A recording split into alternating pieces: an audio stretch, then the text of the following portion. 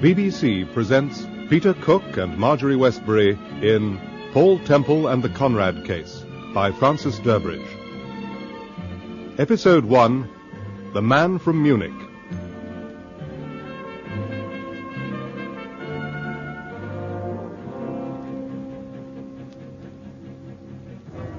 Paul, the clock on the dashboard says 12 o'clock. I make it 12:20. I'd no idea it was as late as that. It's been quite an evening, hasn't it, Steve? I haven't danced so much for years. No, you haven't. I seem to detect a slight note of sarcasm in that remark. Well, really, darling. These modern dances aren't quite your cup of tea. Are you suggesting that I need a course of 6 easy lessons? 6?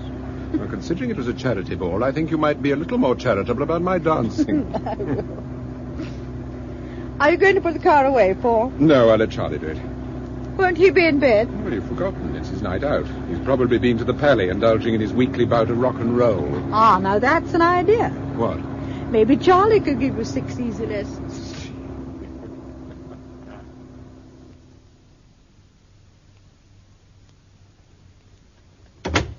Oh, so you're still up, Charlie? Yes, Mr. T. Did you have a good time? No, it was a proper washout. Oh. Old-time night, waltzes and foxtrots. Me and Beryl left soon after 9. Bad luck, Charlie. I have a feeling Mr. Temple and I would have done better at the Palace. Any messages, Charlie? Yes, a chap telephoned. Wanted to speak to you. It was such a terrible line, I haven't got a clue what it was all about. Well, didn't you get his name? Well, he said something about phoning from France, and he'd ring again later. Charlie, did you leave the light on in the drawing room? Oh, yes, Mrs. Temple. Sir Graham Forbes and somebody's in there. They've been waiting over an hour. I told Sir Graham to help himself to a whiskey and soda. I hope that was all right, Mr. Temple. Yes, of course. Put the card away, Charlie. Yes. Ah, here you are. Oh, I'm sorry you've had such a long wait, Sir Graham. Nice to see you both again. Why on earth didn't you let us know you were coming? We've been out tripping the light fantastic. Well, at least we've been tripping. May I introduce Herr Wilhelm Breckschaft of the Munich Police, Mr. and Mrs. Temple. How do you do, Herr Breckschaft? I'm delighted to meet you, Mrs. Temple, Mr. Temple. I'm delighted to meet you, Herr Breckschaft. But please, let me get you another drink. Oh, not at the moment, if you don't mind, sir. Charlie told us to help ourselves. I hope you don't mind. Oh, I should think so after all these years. Are you here on holiday, Herr Breckschaft? Not exactly a holiday, Mrs. Temple. I picked Herr Breckschaft up at London Airport this evening. It's an unofficial visit, at least so far as the press are concerned. It is, however, a matter of some urgency, Mr. Temple. My colleagues and myself are engaged upon an inquiry, and I have come to ask for help from Sir Graham Forbes. Is it a murder case, Herr Breckschaft? No, it concerns a well-known school near Garmisch-Partenkirchen in Bavaria. Not Weldon's. Oh, that is the place. You know it, Mrs. Temple? A great friend of mine was expelled from there. They were very strict in those days. They are still strict. That is why this affair is extraordinary. The young ladies are under close supervision, yet one of them has disappeared.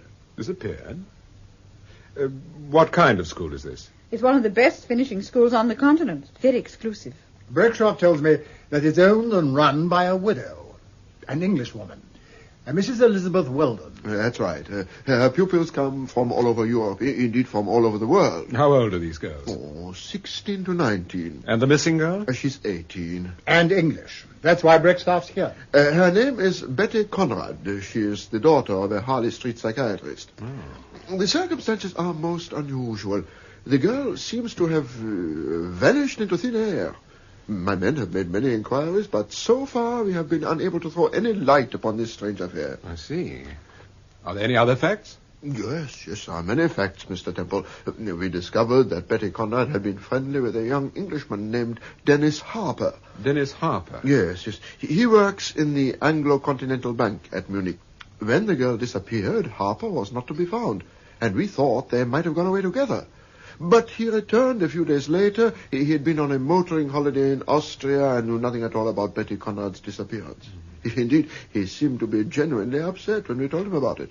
And what about Mrs. Weldon? Was she upset? Oh, of course, Mrs. Temple. She was most disturbed. Nothing like this had ever happened before at Weldon's. Did you question anyone else besides Mrs. Weldon and Dennis Harper? Yes. It's over a week now since the girl disappeared, so we have questioned many people. There's an English novelist named Eliot France. He frequently stays with a friend of his, a Countess Decker, who has an estate quite near the school. When he is staying with her, she occasionally invites Mrs. Weldon and some of the pupils to tea or for music in the evening. Eliot France. I've read some of his books. Oh, yes, I expect you have, Mr. Temple. He's one of these international characters, travels about a great deal. Does Mr. France come into this inquiry? Yes, he does. You see, Betty Conrad shared a room with June Jackson, an American girl. On the day she disappeared, she told June that she was going to Schreidenstein. Where is that? That's the name of Countess Decker's estate. Oh, I see. She told June that she was going there because she'd been invited to have tea with Eliot France. She was very thrilled about it. And did she keep the appointment? She caught a bus outside the school and was seen to leave it at the main gates of the estate. Since then, there has been no trace of her. And what did Mr. France have to say about all this? That's the peculiar part about it, Mrs. Temple. He says he hardly knew the girl. Certainly never gave her an invitation. Perhaps the Countess issued the invitation. No, she denies ever having been in touch with Betty Conrad. Did Betty mention this invitation to any of the other girls, or to Mrs. Weldon? No. She didn't mention it to anyone except June Jackson. But surely she should have notified someone in authority that she was going to be out to tea. She should have done, Mrs. Temple, but she didn't. I take it the girls' parents have been notified. Yes, and the girl's mother. Well, actually, it's her stepmother. Doesn't seem at all concerned. But the father's extremely worried. I think perhaps Mrs. Weldon is more worried than anyone else, Sir Graham. She's terrified that this affair might get into the newspapers. I've told her that we can't withhold it from the press indefinitely. I suppose she's frightened of what the other parents will think. Exactly, Mrs. Temple. Well, it's interesting, Sir Graham, but I'm afraid I can't express an opinion without first talking to the people concerned. That's exactly what we'd like you to do, Temple. But I can't possibly rush off to Garmisch at a moment's notice. Why not? You always said you liked Bavaria. Yes, I do, but you know jolly well Well, Temple? I'll sleep on it, Sir Graham. Give me a ring tomorrow morning. This morning, darling.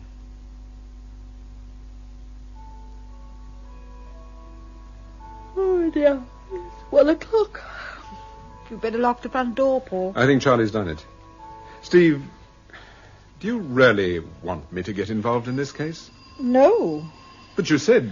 And I know what'll happen if you don't. You'll start work on another book, and I shan't see you for weeks. Months, in fact. Look what happened when you wrote the Tyler mystery. You even had your meals in the study. Yes, I know, but this doesn't seem a very interesting case to me. Excuse me, sir. Mr. Breck. Breck. I beg your pardon, Mr. Oh, Temple. come in, Herr Breckschaft. I'm afraid I've left my valise somewhere. I put it down near the sofa. There it is. Oh, wait, I'll get it for you. Oh. There you are. Thank you. It's most kind of you. Good night, Mrs. Temple. Good night. Oh, there's one small point I forgot to mention. Mm-hmm. It's not really important, at least I don't think so, but when my men searched Betty Conrad's room at the school, they found in her desk a little cocktail stick. You know, the kind you have in a gin and Italian, perhaps. Yes? This stick was rather unusual because the top represented the head of a dog, an Alsatian dog. But why shouldn't she have it? Please. Some days later, when I was taking my family for a drive in the country, we stopped at an inn for a drink. It was about 20 miles from the school. They had identically the same type of cocktail stick that we had found in Betty Conrad's desk. And they assured me the sticks were exclusive to that particular inn. The proprietor was very proud of them, in fact. Did you describe Betty Conrad to him? Yes, and showed him a photograph of her, but neither he nor his staff recognized her. Mrs. Weldon had told me that girls were not allowed outside a 5-mile radius of the school, unless they were accompanied by their parents. Then how could she have got that cocktail stick? Oh, someone could have taken one for a souvenir, I suppose, and given it to her. Oh, that's a possibility, of course. So, Mr. Temple, do you think you will be able to help us? I'm afraid I still haven't decided, Herr Breckschaft. But as I told Sir Graham, I'll sleep on it. Very well. And now I mustn't detain you any longer. Good night, Mrs. Temple. Good night. I'll see you to the door. Steve, I wish you'd speak to Charlie about the toast. He blames that new machine you bought. He says it's out of adjustment or something. Well, he's out of adjustment, if you ask me. I'll buy him a toasting fork. Oh, darling. You sound very grumpy this morning. I'll have some more coffee, please. Yes, you shall. Oh, Paul, are we going to Germany? No, darling, we're not. Oh, I see. It's no use, Steve. I've got far too much work to do. Yes, dear. I've got that new novel to write, and by the end of next month I've promised... Oh, why on earth doesn't Charlie answer the telephone? He has answered it. And I can just imagine what's going on. Well, really, you are in a mood. Mr. Temple, that man's on the phone again. The chap that telephoned last night. But I got it wrong, sir. He wasn't talking from France. His name's France. Oh. Well, it must be Elliot France, darling. Yes. All right, Charlie, I'll take it. You'd better listen on the extension, Steve. Yes, all right. Clear the table, will you, Charlie, please? Yes, Mrs. T. Hello, Paul Temple speaking. Oh, good morning, Mr. Temple. My name is France. I telephoned you last night, but unfortunately you were out. Yes, I got your message, Mr. France, but I couldn't ring you back because you didn't leave a number. No, I'm only in England for a few days. Oh. Well, what can I do for you? Well, I rather wanted to have a word with you, if you could spare me a moment or two. Yes, certainly. I'd be delighted to meet the author of Zero is Tomorrow. Thank you. But couldn't you give me some idea what it's all about? It's about Betty Conrad. Betty Conrad? But when you telephoned last night, I hadn't even heard of the girl. Yes, I know. I also know about her Breckshaft's visit to your flat last night. Really? Well, I shall be here all the morning if you care to call. No, I'm afraid I can't do that. You see, I'm staying out of town, and if you wouldn't mind... look, do you know Pointer's Hotel near Godstone? Yes, I do. Do you think we could possibly meet there for lunch today? Well, if you can make it fairly late, say 1:30. That will do admirably. I shall look forward to seeing you. Oh, would you have any objection if my wife came along? No, of course not. I'd be delighted. Good. Well, 1:30 then. Yes. Goodbye. Goodbye.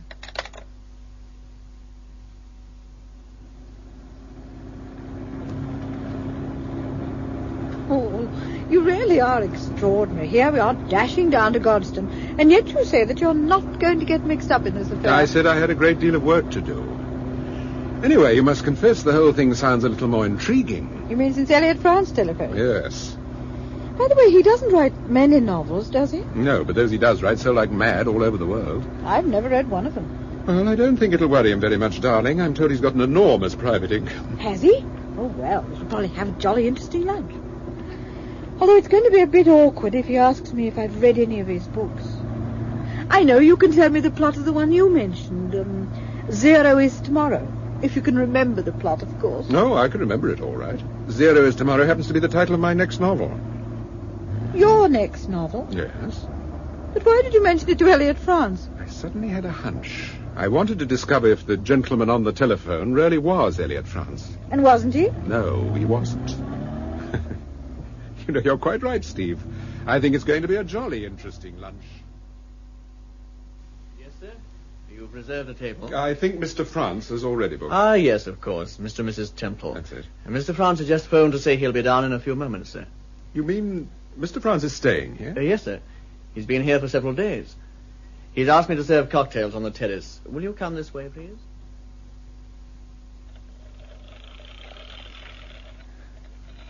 Aren't you going to finish your drink, darling? No, I'm not very keen on it. Too much gin. Yes. Paul, have you noticed the cocktail sticks? Yes. Exactly like the one that Breckshaft found in Betty Conrad's room. I know. Waiter. Yes, sir?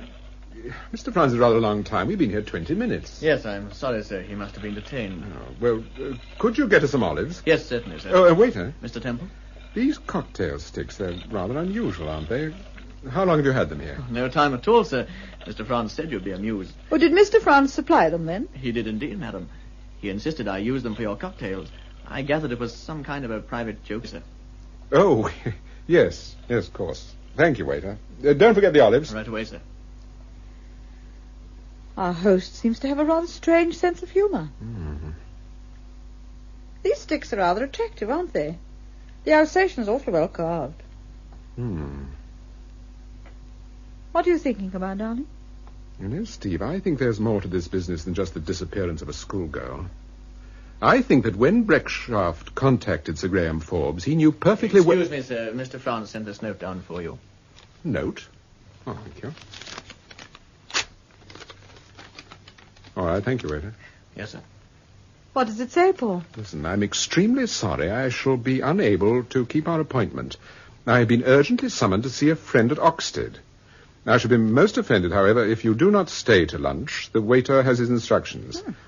Perhaps you could look in at my friend's cottage on your way back to town. The address is Bankside Cottage, Faraday Lane, Oxted. Elliot, France. P.S. I will explain my shaggy dog joke when I see you. What does he mean by shaggy dog joke? Presumably the cocktail sticks. Oh, yes.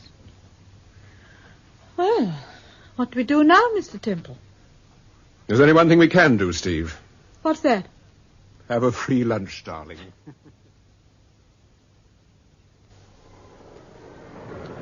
Excuse me. Could you direct me to Bankside Cottages in Faraday Lane? Yes, sir. You mean Dr. Conrad's place?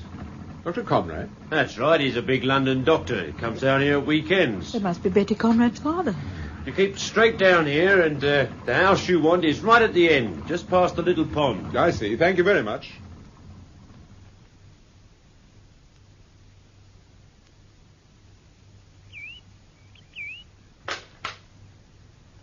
The garden's rather neglected. Yes. This lawn could certainly do with a trim. It's all very quiet, darling. I don't think there's anyone in. Well, there never is. No. Well, you ought to be used to this kind of thing by now. Go on, ring the bell. If the doctor only comes at weekends. But the note distinctly said that the man who called himself Franz had an urgent summons here. Yes. I still think there's no one in. But if there is, they're certainly not hurrying themselves. Well, this door's not locked. Come on, let's go in. Oh, look, there are some letters on the floor. Yes, I just noticed the circulars. Detergent coupon. Hello. Here's a postcard. What does it say? It's addressed to Mrs. Ruth Conrad. It's from a tailor by the look of things, but there's no name on it, no address. But what does it say? Dear madam, your coat, the blue coat, will be ready on Friday the 18th at 4 o'clock. Friday the 18th? Yes, that's next Friday. Yes. Well, at any rate, it looks as if Mrs. Conrad spends some time here. Yes, that's just what I was thinking. Steve, I'm going to have a good look round this place. We'll start here.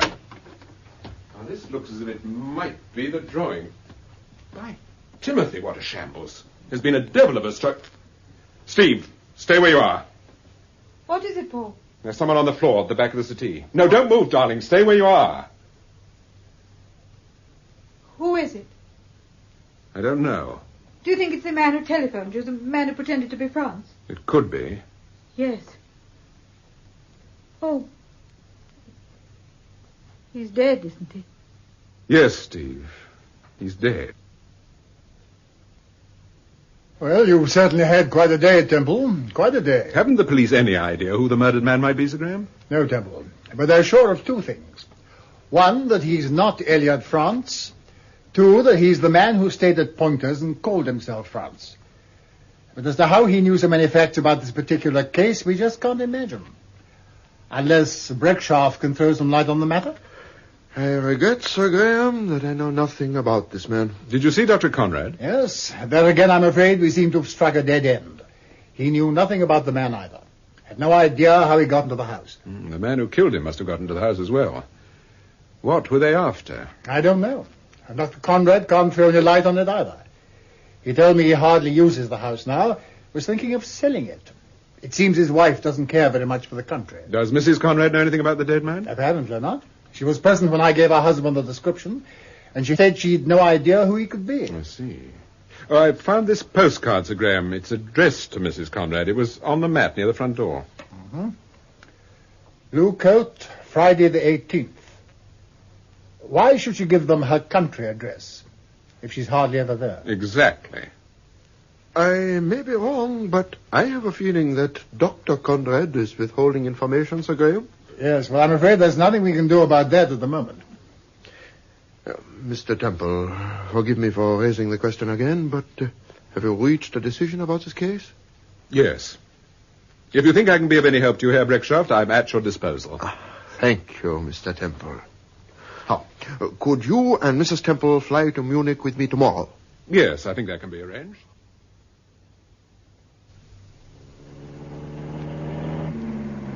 I must say these German roads are wonderful. Yes. This car goes like a bomb. Was it very expensive to hire? Yes, it was. I shall charge it up to Sir Graham. Paul, you never said a word to Breckshaft about the cocktail sticks. The cocktail sticks? Yeah, the pointers. Oh, didn't I? No, you didn't. Timothy, you're quite right, I didn't. I forgot all about it. Oh, yes? What do you mean, oh, yes? Come off it, Paul. Oh, look, that must be the school. By Timothy, it's quite a place, isn't it? Mm-hmm. I didn't think it'd be as impressive as that. Neither did I. Paul, why didn't Herr Breckshaft come with us? I thought it would be less embarrassing for Mrs. Weldon if we had a little chat off the record, as it were. Was that the only reason? Yes, darling, the only reason. Ah, here we are. I'm delighted to meet you, Mr. Temple, and it's most kind of you to interest yourself in our little storm in a teacup. Let's hope it is a storm in a teacup, Mrs. Weldon. Do sit down, Mrs. Temple. Over by the window. It's rather a pleasant view. This is a lovely place, Mrs. Weldon. Yes, isn't it? Particularly at this time of the year. Surprising that a girl should want to run away from such agreeable surroundings. Yes, it is. Dear, oh dear. This is a most irritating affair. You still haven't heard anything from the Conrad girl, I take it? No, not a word. What's your opinion of all this, Mrs. Weldon? Well, I can't help feeling that she's lost her head over some man or other. She's at a very susceptible age, you know. Do you think she might have had a crush on Elliot France? Well, that's possible, of course. But I don't think for a moment that Mr. France is involved in any way, if that's what you mean, Mrs. Temple. And Countess Decker? Oh, quite beyond suspicion. I've known Elsa, the Countess, for some time. We're great friends. She's entertained the girls almost since the school started. Well, I hope we'll be able to find this girl, Mrs. Weldon. But there seems to be very little to go on at the present moment. Are you staying in Garmisch or in Munich? In Garmisch, at the Partington Hotel. We flew from London this morning. Well, you'll have the full cooperation of everyone here, I assure you. Thank you. Perhaps it might be a good idea if I had a talk with June Jackson. I believe she shared a room with Betty Conrad. Yes, but I'm afraid you won't get much sense out of June just at the moment. Oh? Why is that? She's been in bed since yesterday afternoon with a very bad headache. I called in the doctor, but he couldn't find anything seriously wrong. Perhaps it would be a better idea if I talked to her. I'm not quite so terrifying as my husband. No, I see no objection to that, Mrs. Temple. So long as you make it a fairly short visit. The poor girl really does seem to be under the weather.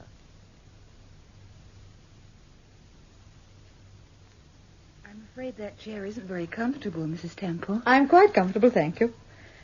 I'm sorry you're not feeling very well, June. Oh, I'll be okay. Do you think you should be reading if you have a bad headache? I wasn't really reading, just kind of skipping, I guess. The Third and Fourth Generation by Elliot France. It's one of Betty's books. Can't say I go for him myself. Betty's rather young to be reading Elliot France, isn't she? I doubt if she understands half of it. I'm sure I don't. But she's crazy about him. As a person, I mean. You're fond of Betty, aren't you? We've shared a room for 2 years. Hardly ever had a row. I guess that's a record. Aren't you worried about what's happened to her? I don't mind telling you I'm very worried, Mrs. Temple. At first, I thought it was some kind of a joke. Why, does she play jokes? Well, yes, sort of. But you believed her when she said she was going to tea with Elliot France. Of course I believed her. She was so thrilled about it. I told her she really has a crush on him. You should have seen her face when she came running in here to say she'd actually been talking to him on the telephone and he'd asked her to tea. Mr. France says he knows nothing about the telephone call. What do you mean? He says he didn't phone her. Well, somebody did.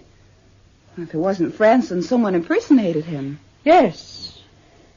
Do you think that's a possibility, Mrs. Temple? Yes, I do.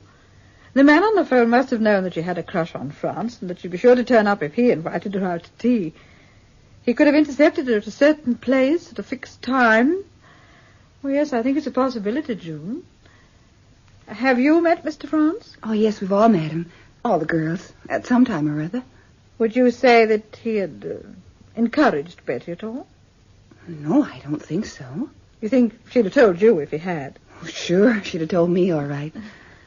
Was Betty happy at school? Can you think of any reason why she should run away? No. Guess she was one of the happiest girls here. Happier than she was at home, I'm sure of that. After all, they're not very strict here, you know. We get lots of freedom. Well, it's certainly a mystery, June. Sure is. I wish I could think of something, Mrs. Temple. I've been lying here thinking and thinking. Guess it's what's brought on this headache. But if there's anything I can do, you've only got to say the word. Thank you. By the way, I suppose there haven't been any letters or messages for Betty since she disappeared? No, nothing. Well, only a postcard from a shop in Garmisch. Should be here somewhere. Oh, yeah, there it is, behind that vase. Oh, thank you. What does it say? I forget. Dear Madam, your coat, the blue coat, will be ready on Friday the 18th at 4 o'clock.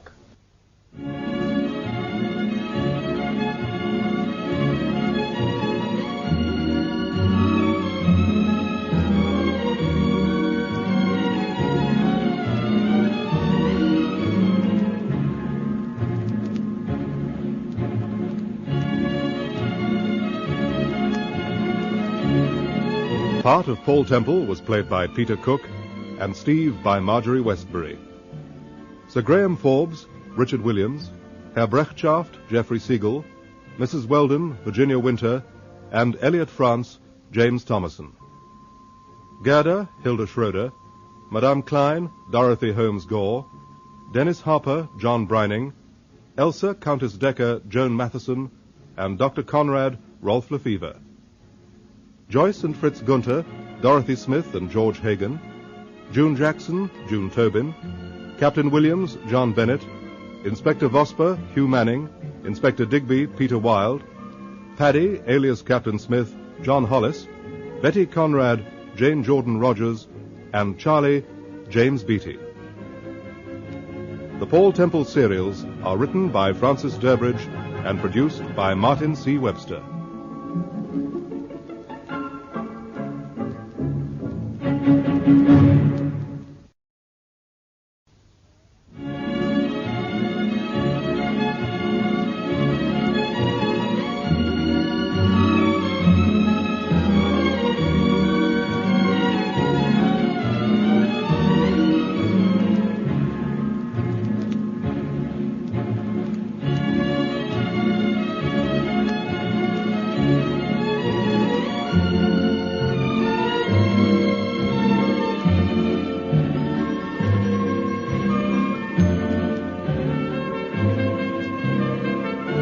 Episode 2, Concerning Elliot France.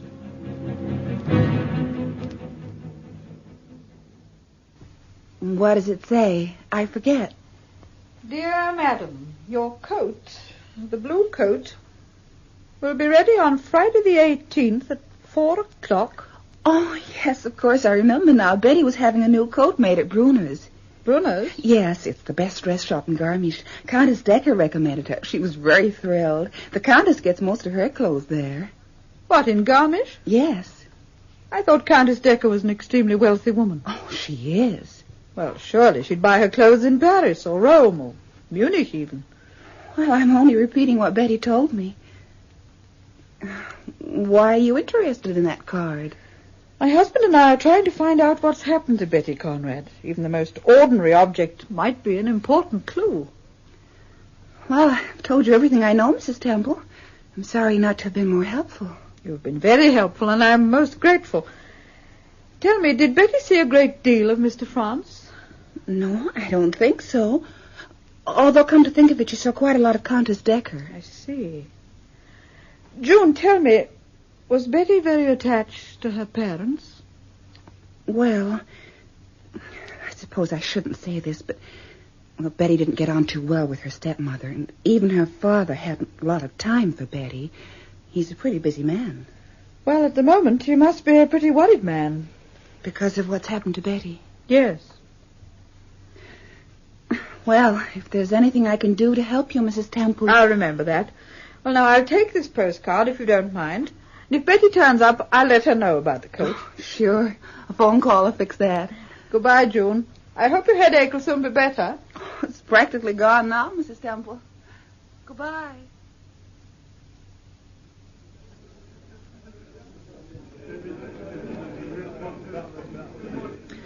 I must say the food's very good here. It's a very good hotel altogether. I wish Breckshaft would turn up. Do you think he might know something about Brunner's? The dress shop. Yes, it's possible, I suppose. You know, those 2 postcards, the one we found in Oxted, addressed to Mrs. Conrad, and now this one addressed to Betty Conrad, aren't just a coincidence, Paul. Yes, I agree. You said June Jackson knew that Betty had ordered a coat from Brunner's. No, she didn't exactly say that she knew about the coat. She said she knew that Betty had been to Brunner's and had been recommended to go there by Countess Decker. I see. You know, Paul, I think we made a mistake in coming to Bavaria without first seeing Dr. Conrad. Why do you say that? Well, June seemed to think that things weren't too happy with the Conrads. Well, Sir Graham saw Dr. Conrad on more than one occasion. He seemed to be perfectly satisfied. Yes, I know, but if Betty had an unhappy home life... Excuse me, sir. Herr Breckshaft wishes to speak with you. He's waiting in the lounge. He says he'll remain there until you've finished dinner. Oh, thank you, waiter. We'll take our coffee in the lounge, then. Coffee for 3, please. Yes, Mr. Temple.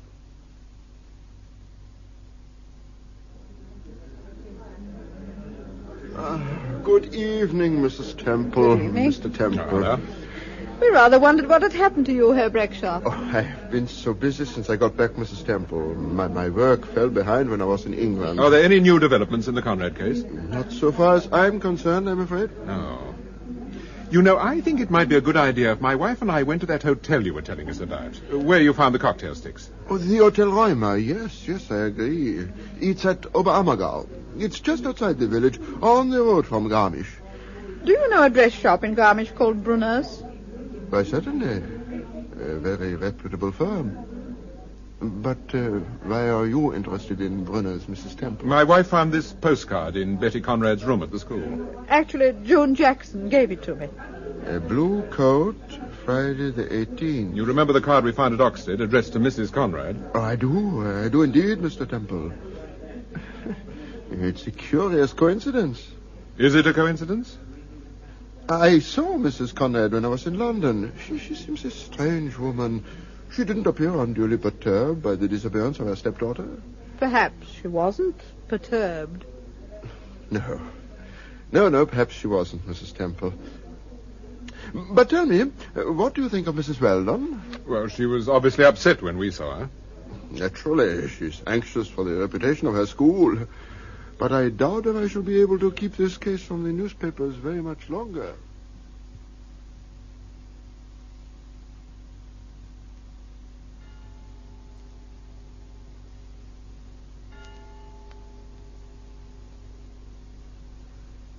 Oh, I can't get to sleep.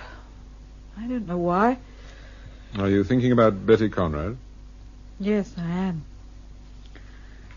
You know, Paul, I just can't weigh up Breckshaft. How do you mean? Oh, I don't know.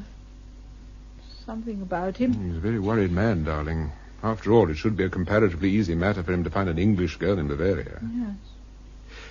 Look, I want you to do something for me tomorrow. What? I want you to go to that dress shop, Brunner's. Oh, delighted, Mr. Temple. What do I buy myself when I get You there? don't buy yourself anything, darling. Meanie. No, seriously. This is what I want you to do. I want you to tell everyone in the shop all about the Conrad case.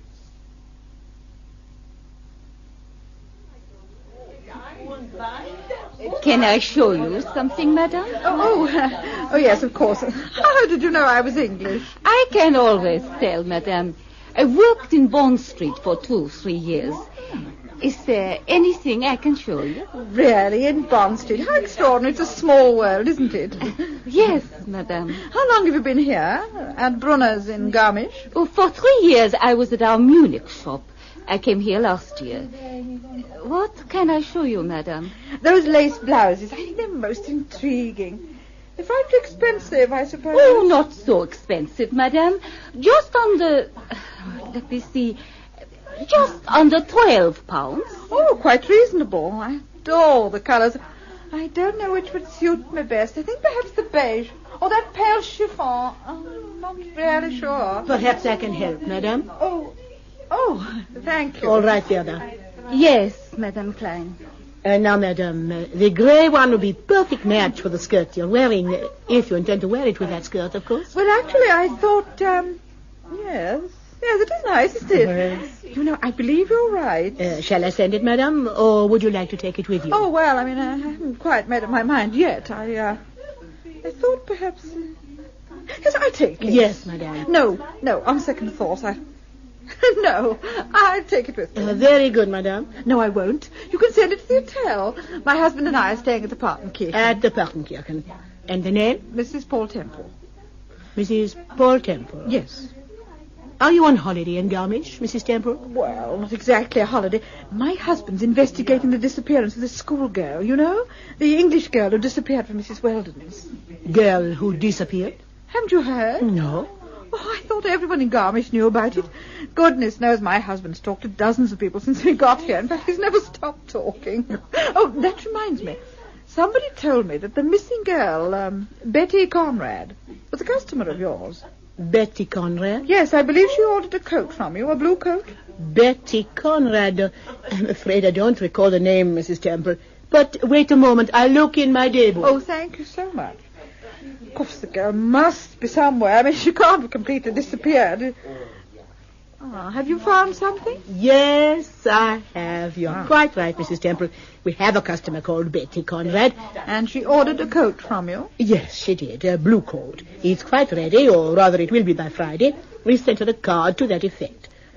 But you say this girl has disappeared, Mrs. Temple? Yes, completely. That's why my husband is here in Garmisch. He's helping the police. Unofficially, of course. A man called Breckshaft consulted Scotland Yard, and they decided... Oh, dear. Oh, dear. Perhaps I shouldn't have told you that. Oh, that's all right, Mrs. Temple. The parcel for Madame. Mrs. Temple wishes it to be sent to the Partington. No. Now it's ready. I'll take it with me. It's only a small parcel. Thank you. Thank you, Madame. Thank you. Goodbye. Madame, the blouse was 150 Deutschmarks, Madame. Oh, yes, of course. How stupid of me. How very stupid. Yes, Madame.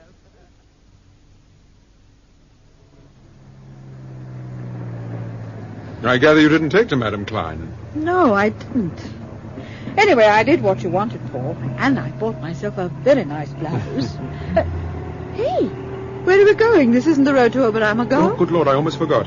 Elliot France telephoned me soon after you left. Oh? He wants to see me. That's where we're going, darling, to Schreidenstein, Countess Decker's place. What was France like? On the phone, I mean. Oh, smooth, sympathetic, apparently concerned about Betty Conrad. Much as I expected.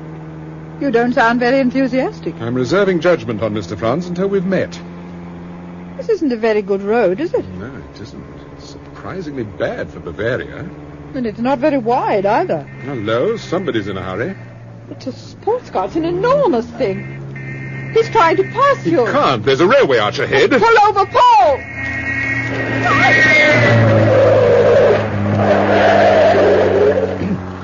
Steve, are you all right? Oh, yes. I'm a bit shaken, that's all. Another 10 yards and we'd have been into that wall. Oh. Come on, I think we can get out this side.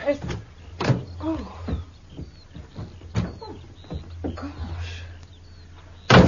Did you get a look at the driver? He was wearing a white crash helmet and sunglasses. Good Lord. Could it have been planned? I mean, who knew that we were going to be here this morning? Elliot France, for one. Surely you don't... I don't think anything at the moment, darling. We mustn't jump to conclusions. What about the car? Well, I think it'll probably be all right unless something's got jammed. The question is, how do we get it out of the ditch? We'll never do it without some help. I wonder if there's a telephone box around here. Oh, Paul, there's a car coming. Oh, I'll try and stop him. Hope you can make him understand. Oh, he'll understand all right when he sees the car. Na, guten Tag. Es tut mir leid, aber... Good afternoon, Mr. Temple. Oh, you're English. Yes, that's right. My name's Dennis Harper. I expect you're Mrs. Temple. Yes. Well, how did you recognize us? Well, I've just been reading a German edition of the Tyler mystery, Mr. Temple. There's a large photograph of you on the back of the jacket. Well, you certainly have a good memory, Mr. Harper. Well, actually, I knew you were in Garmisch. Did a cream sports car pass you just now? Well, no. But then the road forks about half a mile from here. What happened? Sports car forced us into the ditch. But he intended to force us into the railway arch. Good Lord. I say, who was this customer? They're usually pretty good drivers over here, you know. We don't know who it was. We only just caught a glimpse of him. However, there's no great damage done if we can get the car out of this ditch. Oh, we'll soon fix that. I've got a rope in the boot of my car. Oh, good. Marvelous. Just hold on, I'll fetch it. Look, I should sit down, darling. This is going to take some Yes, time. I'd be glad to.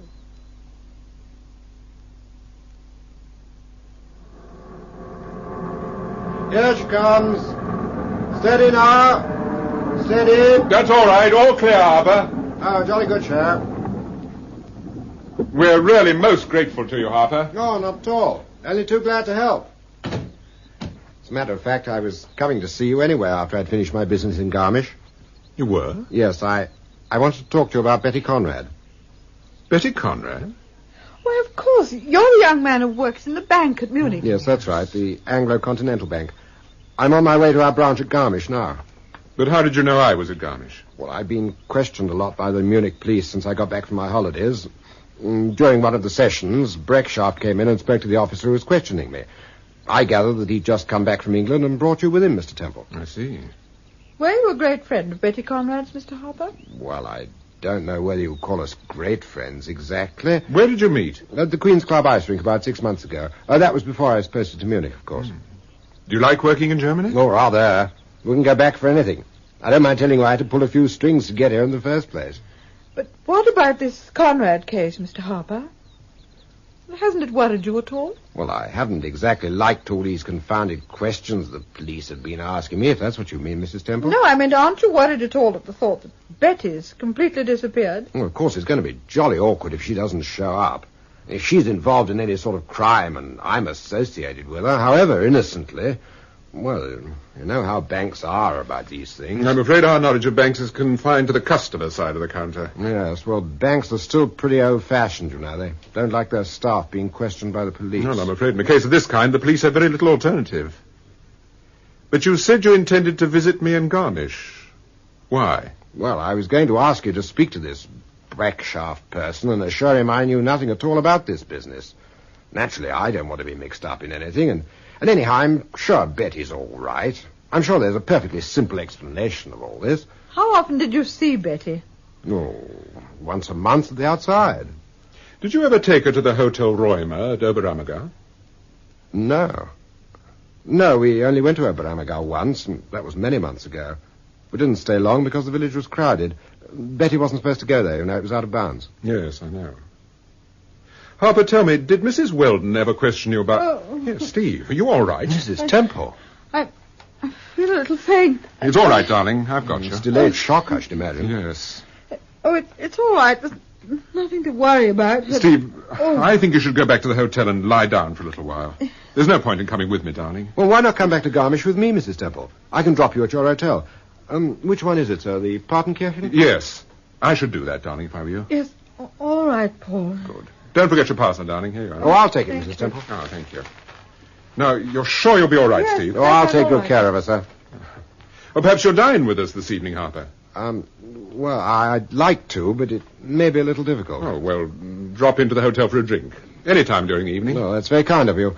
I'll phone you later, if I may. Yes, of course.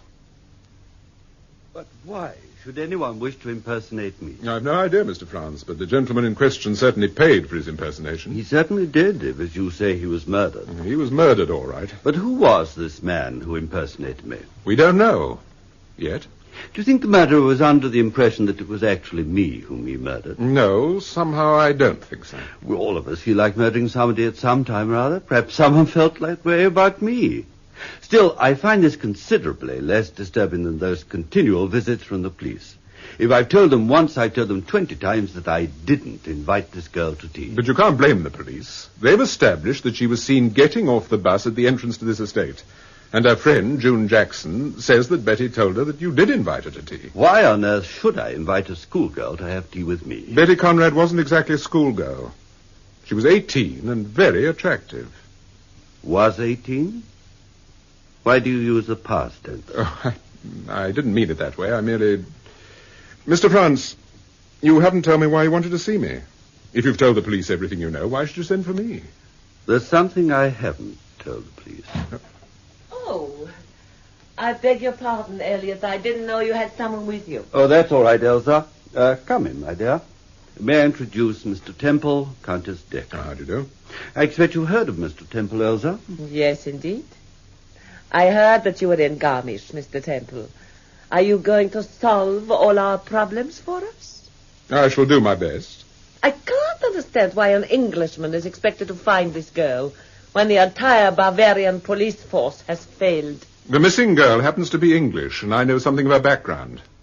And I'm working in cooperation with the Munich police. It was at their invitation that I came here. Yes, of course I realize that. Forgive me if I sounded a little abrupt. This business is so irritating. So many questions are being asked. So many unnecessary questions. It's perfectly obvious what's happened. The girl got tired of the school and just decided to disappear. Yes, but where did she disappear to, Countess? That's for you to find out, Mr. Temple. Elliot, I thought we'd have tea on the lawn since it's such a lovely afternoon. Yes, of course, Elsa. You'll join us, of course, Mr. Temple. Oh, thank you. Mr. Franz, there's just one question I'd like to ask you. Forgive me if it sounds a little impertinent. If it's about Betty Conrad, go ahead. Would you say that she was infatuated with you? Good heavens, no. Of course she was infatuated with you, Elliot. All of the girls at Weldon's are. Oh, that's absurd. Why should they be infatuated with a middle-aged novelist? Because you are good-looking, and you write the sort of books that schoolgirls shouldn't read. Thank you, Countess. You've answered my question. Now, shall we have tea? Or are there any more questions, Mr. Temple? Just one. Did you recommend Brunner's to Betty Conrad? Brunner's? The dress shop in Garmisch. Why, no. I don't think so. Why do you ask? I wondered, that's all. Let's have tea, Elsa. I hope you haven't got the wrong impression of Elsa, Mr. Temple. She's not usually a difficult person. I didn't think she was difficult this afternoon. A little worried, perhaps, but under the circumstances, that's only natural. Yes, this Conrad business has worried her quite a bit, you know. More than she admits. You see, she's friendly with quite a lot of the Weldon girls. They come to tea and listen to Elsa laying down the law about clothes and politics and the cost of living and that sort of thing. How long have you known her? Elsa? Oh, donkey's years. We're very old friends. I say, is this your car? Yes. My word, you did have a smash up, didn't you? Is Mrs. Temple all right? She was rather badly shaken. That's why she went back to the hotel. Yes, I can well believe it. Mr. Franz, before we had tea, before we were interrupted, you said there was something you wanted to tell me. Yes. Well, what was it? Once, a long time ago, I met Betty Conrad's father in Harley Street. You mean you consulted him? Yes. He's a psychiatrist, you know. Yes, I know that. Well, go on. Well, I just wanted to ask you, are professional men like Dr. Conrad bound by an oath of secrecy? What do you mean? I mean, would Dr. Conrad discuss his patients with anyone, for instance? No, I very much doubt it. Not even with the police? I think that would rather depend on the circumstances. And the patient? Yes, and the patient. Well, thank you, Mr. Temple. It's been very nice meeting you. I hope I shall have the pleasure again. Mr. Franz, why did you consult Dr. Conrad? I was very ill at the time. Very ill. Good afternoon, Mr. Temple. Good afternoon. May I have my key, please? Mrs. Temple's upstairs, sir. She went up about half an hour ago. Oh, thank you. This note came for you by messenger, Mr. Temple. Oh, thank you. When did this arrive? Just after lunch, sir. Oh, I see. Well, in future, it's perfectly all right to give my wife any letters that are addressed to me. Very good, Mr. Temple. Thank you, sir.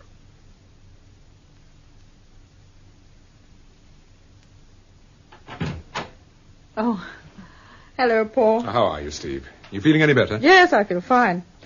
Dennis Harper brought me back to the hotel. I had a rest for an hour or so. Did you find out anything about Mr. Harper? What do you mean? Darling, I know you were pretty badly shaken, but you weren't that bad. You don't think you took me in with that corny fainting act? Well, I had a hunch about Dennis Harper. I know, that good old intuition. You can laugh, but it's paid off anyway. What do you mean? Well, after I'd had a sleep, I felt so much better, I decided to go out to tea.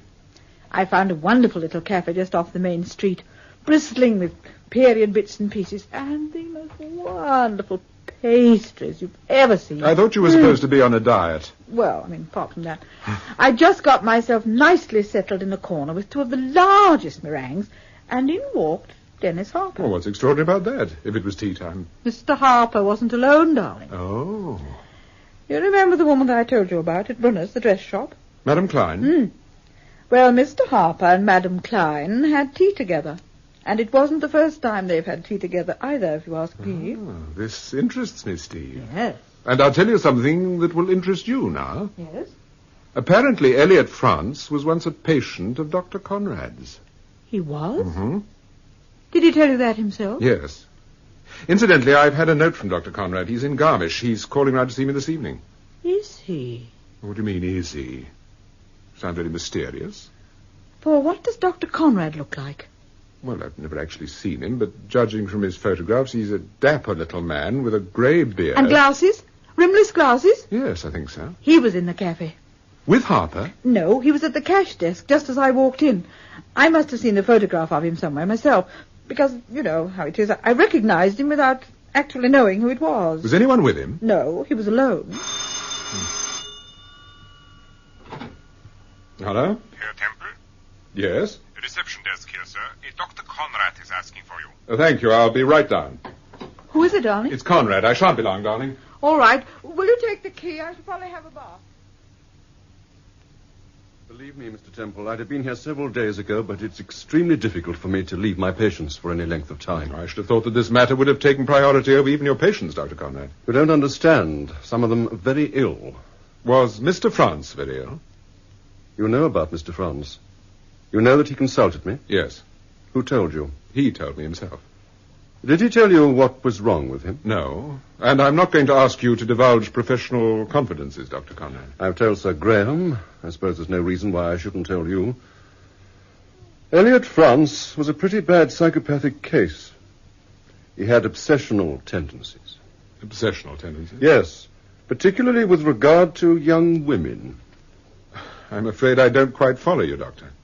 Once, a long time ago, France tried to murder someone. A young girl, a complete stranger to him. I'd rather not say any more about it, Mr. Temple. And you were able to help him? Yes, I was able to help him. I was extremely grateful, I'll say that for him. So grateful, in fact, that he gave me this cigarette case. Quite touchingly inscribed. In memory of a successful cure. Yes, in memory of a successful cure. What's worrying you, Dr. Conrad? You know perfectly well what's worrying me. Was he really cured?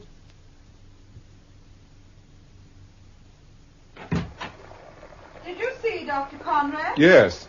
How long is he staying here? I don't know. Not very long, I think. Has he seen Breckshaw? Yes, he saw him in London. Steve, what's this parcel on the bed? Parcel? Oh, it's the blouse I bought this morning. You can unwrap it for me if you like. Did you tell Conrad you knew about France? Yes. And what did he say? He was pretty frank with me. What's that you've got in your hand? What does it look like? It looks like one of those cocktail sticks.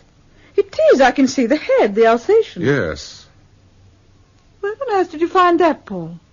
It was in the parcel. With the blouse.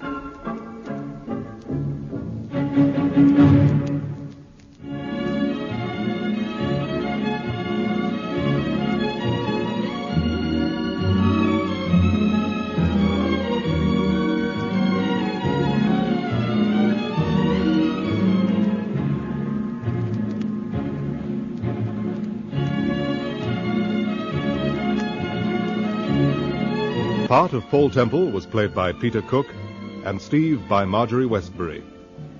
Sir Graham Forbes, Richard Williams, Herr Brechtschaft, Geoffrey Siegel, Mrs. Weldon, Virginia Winter, and Elliot France, James Thomason.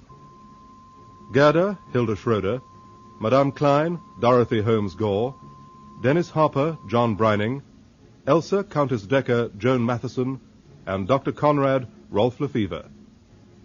Joyce and Fritz Gunther, Dorothy Smith and George Hagan, June Jackson, June Tobin, Captain Williams, John Bennett, Inspector Vosper, Hugh Manning, Inspector Digby, Peter Wilde, Paddy, alias Captain Smith, John Hollis, Betty Conrad, Jane Jordan Rogers, and Charlie, James Beattie.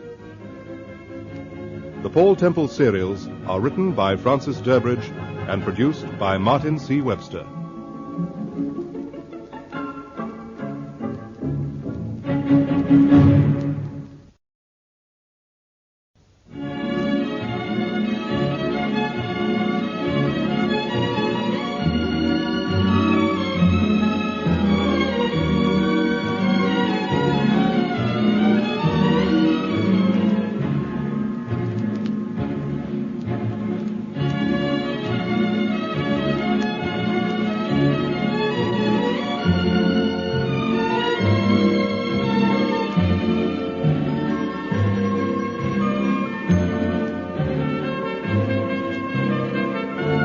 Episode 3, Hotel Reimer. But who could have put a cocktail stick in the parcel with the blouse? Presumably someone at the shop. Madame Klein? Did she hand you the parcel personally? No, it was the other girl in the shop, Gerda. You said she understood English. Yes, she said she'd worked in England. Then presumably she could have overheard the little act you put on for Madame Klein's benefit. Yes, but even if she did, why should she put that cocktail stick in the parcel? She may be one jump ahead of us, darling. Perhaps this stick is a hint. Perhaps she wants us to go to the hotel where the cocktail sticks come from. Yes, I suppose that's possible. We've got to be careful, Paul. This may be a trap. I know. All the same, I think we'll take a look at that place later this evening. Well, Paul, did you see Dr. Conrad? Yes, he seems genuinely worried about his daughter's disappearance. Well, I'm glad he's showing some concern at last. He's also upset because Elliot France is involved. Oh? It seems that France was once a patient of his. What was the matter with him? He had obsessional tendencies with regard to young women. He once tried to murder a girl who was a complete stranger to him. Good heavens. Did Conrad cure him? Well, France gave him a gold cigarette case. It was most touchingly inscribed. Hello? Mr. Temple? Yes, who is that? It's Dennis Harper. I'm downstairs in the cocktail bar. Oh? Well, you did ask me to drop in for a drink. Oh, yes, I'm so sorry. Of course, Harper. We'll be down in a few minutes. Dennis Harper? Yes. I wonder if this visit is the result of his little tea party with Madame Klein. You remember, I saw them in the cafe together this afternoon. Yes, I remember. But I asked him to drop in. Anyhow, come on, let's go down. Well, what'll you drink, Harper? No, sir, this is on me. Mrs. Temple? May I have a sherry? Yes, of course. Mr. Temple? I'd have sherry too, please. 2 sherries, waiter, and another lager. Yes, sir. I seem to have quite a thirst this evening. I suppose it's because I missed my usual cup of tea. Even when you live on the continent, you can't get out of the habit of drinking tea in the afternoon. And you missed your tea this afternoon, Mr. Harper? Yes, I'm afraid I did. I've been frantically busy ever since I got back to Garmisch. Did you find Schreidenstein all right, Mr. Temple? Oh, yes, I found it. And the Countess? Yes, I saw Countess Decker, but I'm afraid she couldn't throw much light on Betty Conrad's disappearance. Nor could Mr. France. Oh. You saw Elliot France, too? Yes. But he wasn't particularly helpful, I'm afraid. This is certainly a strange case. I mean, why on earth should anyone want to abduct a kid like Betty Conrad? Could be for ransom, Mr. Harper. Oh, no, I don't think it's a question of ransom, Mrs. Temple. I don't even think she's been abducted.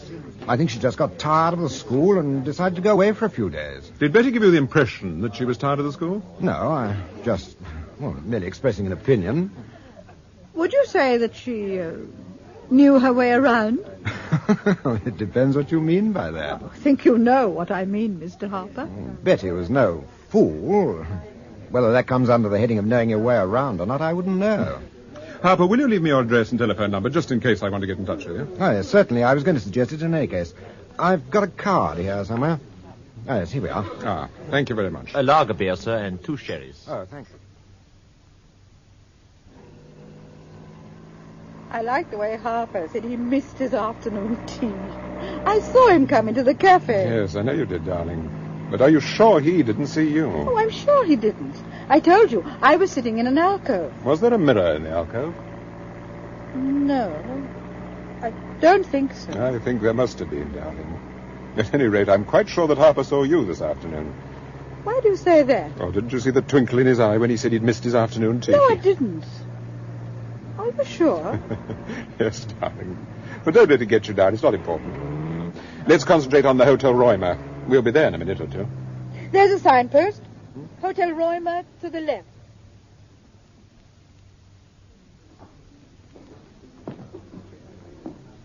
They're quite busy by the look of things. Yes, out of telephone and booked a table. Anyhow, we'd have a drink first. This looks like the head waiter. Ask him about the table. Good evening, sir. Oh, good evening. I want to reserve a table for two, please, for dinner. Well, we're rather heavily booked at the moment, sir. Could you wait a little while? Yes, we'll have a drink. Yes, sir. The lounge is over on the right, past the reception desk. May I have your name, sir? Temple. Oh, Mr. Temple. Your table will be ready in about 20 minutes. We've been expecting you, sir. Expecting us? Yes, sir. Come this way, please. I'll show you to the lounge.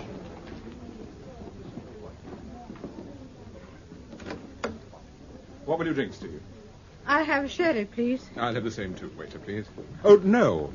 On second thoughts, I'll have a gin and Italian. Very good, sir. I'll bring him over myself, Mr. Temple. Thank you. He said he was expecting us. Someone must have telephoned and told him we were coming. Do you think it was the girl who put the cocktail stick in the parcel? Yeah, I suppose it could have been. Don't look so worried, darling. There's probably some perfectly simple explanation. This is rather a nice room, isn't it? Yes. What are those pictures? They look like photographs to me. Ah, so they are. This one looks as if it was taken on a film set. There's a lot of technicians, the camera.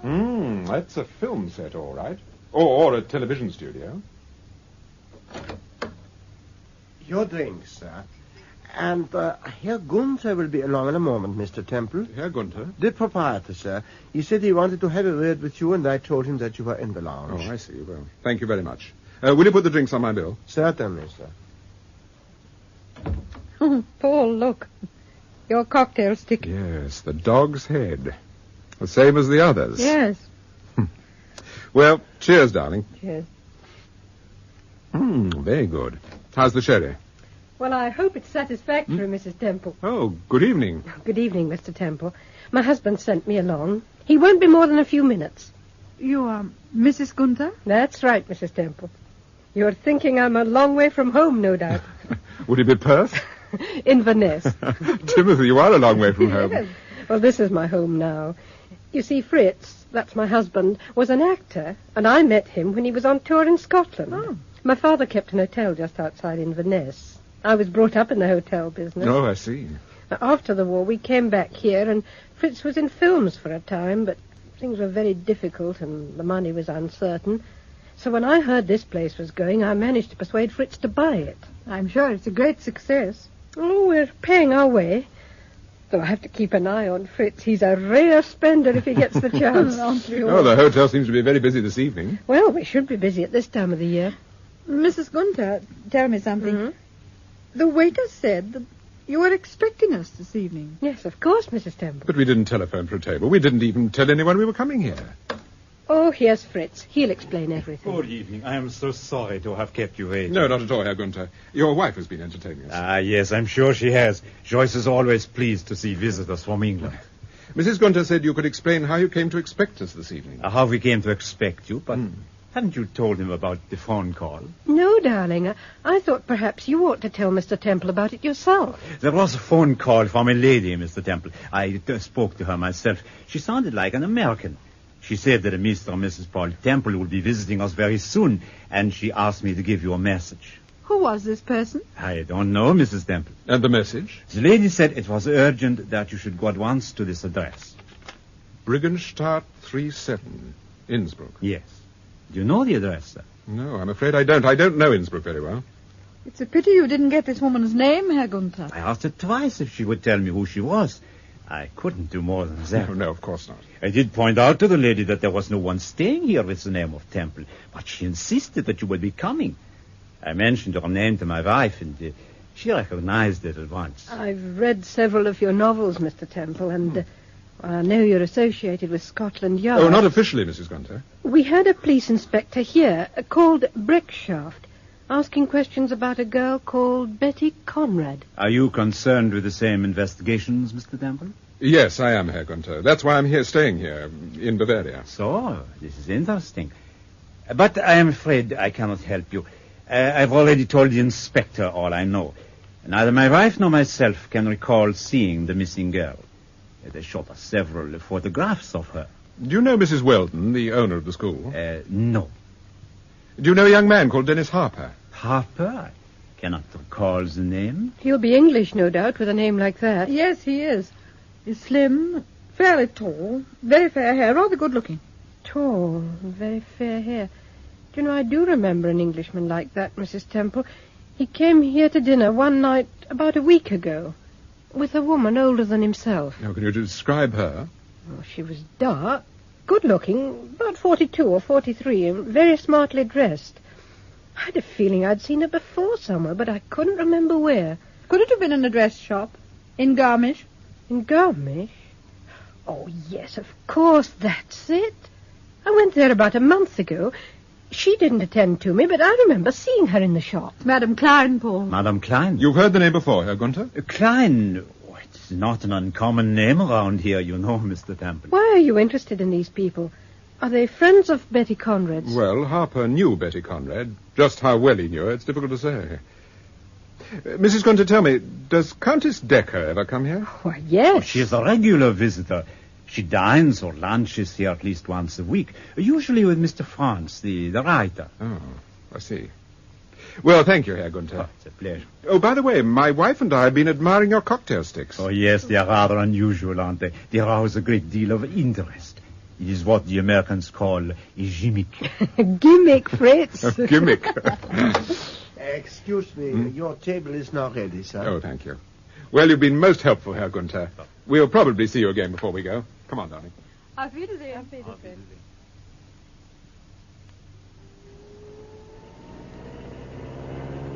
What did you make of the Gunthers? A rather charming couple, I thought. I wonder why that girl telephoned. Presumably because she wanted that message delivered about Innsbruck. Fritz Gunther said she had an American accent. I suppose it could have been June Jackson. Yes, I thought of that. She's certainly the only girl we know around here with an American accent. But why didn't she phone our hotel at Garmisch? I don't know. Well, we can easily find out. We can call at the school on our way back to the hotel. It's only 5 or 6 miles off our route. Oh, but it's nearly 10 o'clock. Well, I doubt whether Mrs. Weldon's young ladies go to bed much before 10. Paul, if it was June Jackson who telephoned your hotel and left that message, Yes? do you think it means that she's hand in glove with Gerda or Madame Klein? That's one of the things we've got to find out, Steve. Just one of the things.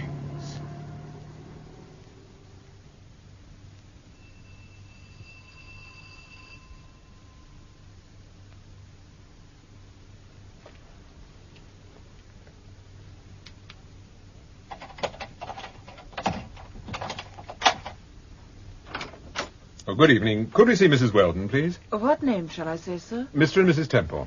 Mrs. Weldon is entertaining some guests, sir. Would you wait a few moments? Yes, certainly. Well, perhaps you'd better come inside, sir, and wait in the hall. Oh, thank you. I think it would be a little less drafty. No, Paul, this really is an imposition. Nonsense. She knows we're investigating the case. Anyhow, the last time I saw her, she asked me to call round whenever I felt like it. Look. What is it? I thought I saw someone on the landing. Hmm? Oh, well, the light isn't very good. You probably imagined it. Oh, good evening. Ah. How nice to see you both again. No, I'm sorry to trouble you at such a late hour, Mrs. Weldon. No, not at all. You met Countess Decker and Mr. Franz, of course. Oh, good evening, Good Countess. evening. I don't think you know my wife. Oh, I beg your Delighted to meet you, Mrs. Good evening, Mrs. Temple. I do hope you have some news for us. I'm sorry, Mrs. Weldon. Oh, dear. When I saw you, I felt sure you had. You don't appear to be making much progress, Mr. Temple. I understand her father, Dr. Conrad, has been to see Mrs. Weldon. And you too, Mr. Franz. Oh, yes. Yes, a charming man and quite brilliant. Did I tell you I was once a patient of his, Temple? Elliot, please. Yes, you did, Franz. Was Dr. Conrad very upset, Mrs. Weldon? Well, naturally. A father is upset if his daughter disappears. But he was very sensible about it. He seemed quite confident that either you or the police would find her in the next few days. If you ask me, I think the man's a perfect monster. Now, Elsa, don't be stupid. Dashing back to London like that without knowing if his child is dead or alive. Elsa, my dear, you're letting your emotions run away with you. In any case, the poor man hasn't gone yet. If she were my daughter, I should be mad with anxiety. Elsa, this isn't getting us anywhere. I'm sure Mr. and Mrs. Temple called here with something definite in mind. Well, yes. I wanted to take a look at Betty Conrad's room. Oh. Well, it's rather late, and June should be in bed by now. Yes, I'm sorry, but... I thought you'd seen the room. No, I went up there alone last time we called, if you remember. Oh, yes. Yes, of course. But why do you want to see the room tonight? I rather expect to find something, Mrs. Weldon. I'll just tidy up these magazines. Let me help you, June. No, it's all right, Mrs. Temple. I'm sorry you can't sleep, June. There's nothing on your mind, nothing worrying you, I hope. Why, no. Then you can answer a question I want to ask you with a clear conscience. Yes, of course. What is it? Why did you telephone the Hotel Roymer? I don't understand. June, I want the truth. Didn't you telephone the Hotel Roymer and leave a message for me asking me to go to an address in Innsbruck? Briggenstraat 27? No, I didn't. Of course I didn't, Mr. Temple. You're quite sure? Yes, I'm quite sure. Now, would you mind leaving me alone? I don't feel very well this evening. Oh, come along. I think you'd better see June some other time. No, wait a minute, Steve. June, I wish you'd tell me what's worrying you. There's nothing worrying me. I just don't feel very well, that's all. You were very fond of Betty, weren't you? Yes, of course I was. And you'd like us to find her? Well, naturally I'd like you to find her. Then it's a pity you don't try to help us. All right, Steve. Mr. Temple. Yes? Nothing. Nothing, it doesn't matter. What are you looking at, Mr. Temple? You look very tired, June. I should go to bed. Come on, Steve. Good night, June. Good night.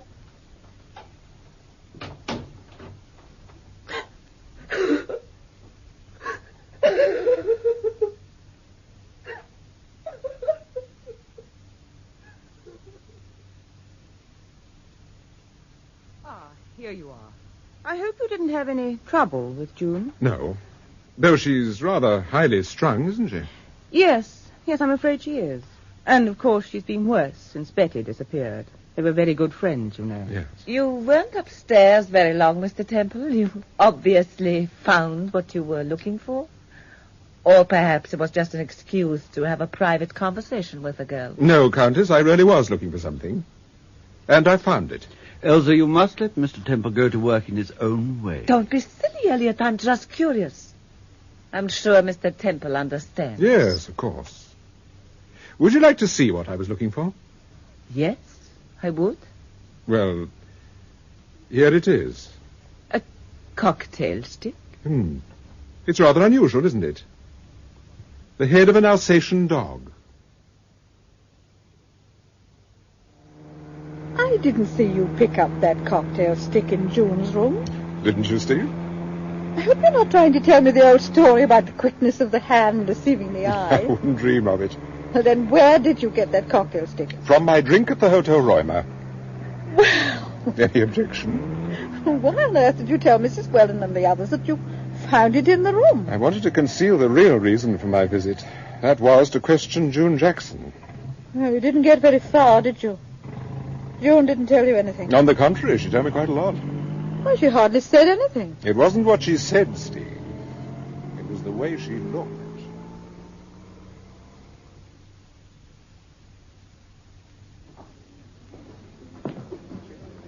Can I have my key, please? Certainly, Mr. Temple. Thank you. Oh, Mr. Temple, there's a gentleman waiting to see you. He's been here some time. Oh? Yes, Dr. Conrad. He's in the residence lounge. Over there. Oh, thank you very much. Will you go up, Steve? Dr. Conrad wants a word with me. Did you get the key? Yes, here you are. I won't be long.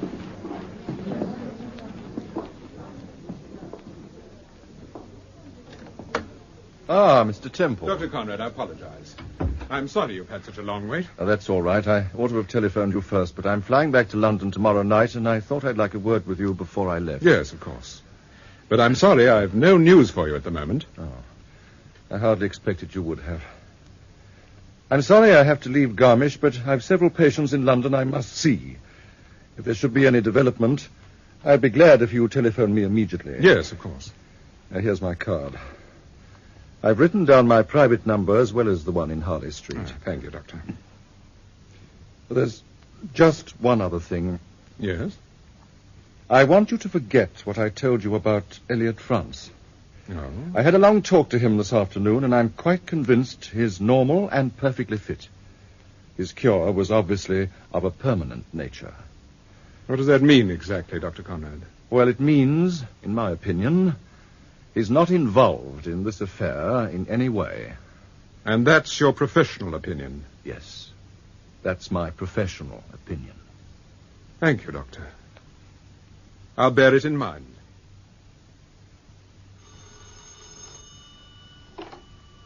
Hello? Mr. Temple? Yes, who is that? Brickenstad 37, not 27, Mr. Temple. Hello? Hello? Who was it? Nothing, darling. I expect the operator's a bit sleepy. The operator isn't there, no one. It's after 3 o'clock. Yes, I know. I'm sorry. I grabbed the phone as soon as I could. Were you awake? Yes. So was I. What an extraordinary time for anyone to ring up. Oh, I don't know. I can't get Elliot France out of my mind. You don't think he's got some kind of hold over Dr. Conrad, do you? Oh, what do you mean, some kind of hold? Do you think he's blackmailing him? After all, Conrad seems to have changed his mind about France. At one time he appeared to suspect him, and now apparently he doesn't. Oh, go to sleep, darling. Yes, but I want to I said know... go to sleep, darling.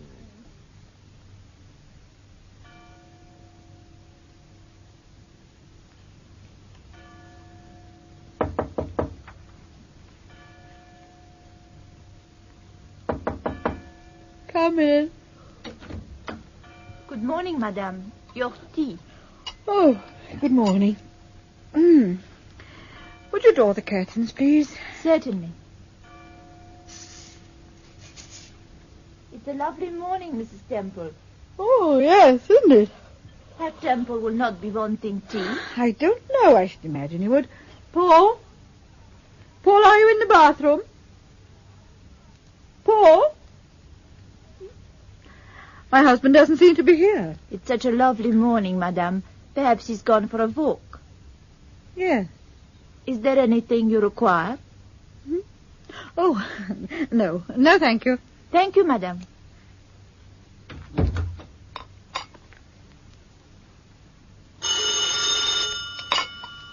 Hello. Is that you, Steve? Yes? Oh, Paul! What's happened? Where are you? I got up early and drove over to Innsbruck. Are you in Innsbruck now? Yes, I've just been taking a look at that address, Briggenstadt 37. It's a barber's shop near the railway station. A barber's shop? Yes. Now, listen, Steve. This is what I want you to do. There's a train leaving Garmisch for Innsbruck at 9:24. Be on that train, darling, and I'll meet you at the station. Right. And don't forget your passport, Steve. Of course. Innsbruck's in Austria. I should have forgotten it. All right, Paul. See you later. Oh, Paul, wait a minute. Yes? Where's Charlie fishing? What did you say? I said, where's Charlie fishing? Charlie? Yes. I do not know what you mean, dear. Don't you, Mr. Temple? Who's Charlie? Good morning, Mr. Temple. Good morning. There are 2 letters for you. Thank you. Have you seen my husband this morning? Well, no, Mrs. Temple, but I have been busy sorting the mail, so I may have missed him, of course. Yes. Good morning, Mrs. Temple. Oh, good morning, Herr Brexar. I'm so sorry to trouble you at this hour of the morning, but I wanted to see your husband. I'd rather like to see him myself at the moment. Mr. Temple is not here? I'm afraid he isn't. He must have gone out early for some reason or other. You've no idea where he's gone? No, I'm afraid not. Oh, here he is. Hello, darling. How are you? Oh, good morning, Brexar. Good morning. You went off without saying a word. I wondered where on earth you'd got to. No, I've only been to see about another car, Steve. You don't know what scare you gave me. I called to see you because I happened to hear of your visit to the school last night. Oh, now, how did you get to hear about that? I was speaking on the telephone to Mrs. Weldon, checking one or two small routine matters. She mentioned that. I see. She said you had found another cocktail stick from the Hotel Roima in Betty Conrad's room. Well, that wasn't strictly true, Inspector. No? I simply wanted an excuse to visit the girl's room. But I didn't find out anything. It was rather a wild goose chase, I'm afraid. I see. Well, thank you, Mr. Temple. I'm sorry to have disturbed No, you. just a minute, Breckshaft. Will you do something for me? Of course, if it's not too difficult. Intensify the search for Betty Conrad. Put every man you can spare on the job. Why? Why do you say that? Has something happened? No, but You must have a reason for saying a thing like that. I have a reason, Breckshaft. Well, then? You have a methodical mind, my friend. I don't really think my reason would impress. And then I said, "Where's Charlie fishing?" And he said, "I don't know what you mean, dear." Well, of course, as soon as he said that, instead of in the Thames, I realized that it wasn't you. Oh, thank heavens you remembered that old trick, Steve. Quite honestly, if I hadn't, I'd have thought it was you, Paul. You say this man said that Briggenstadt 37 was a barber shop. Yes, near the railway station. I wonder if he was telling the truth. I don't know. Paul, you're worried about this case, aren't you? Yes. Yes, I am. I'm worried about it because I have an awful feeling I know what's going to happen. How do you mean, Paul? I think the police are going to find Betty Conrad. You do? But when? Tomorrow. Why tomorrow? It's Friday the 18th. I think they'll find Betty Conrad tomorrow afternoon at 4 o'clock. She'll be wearing a blue coat, and she'll be dead.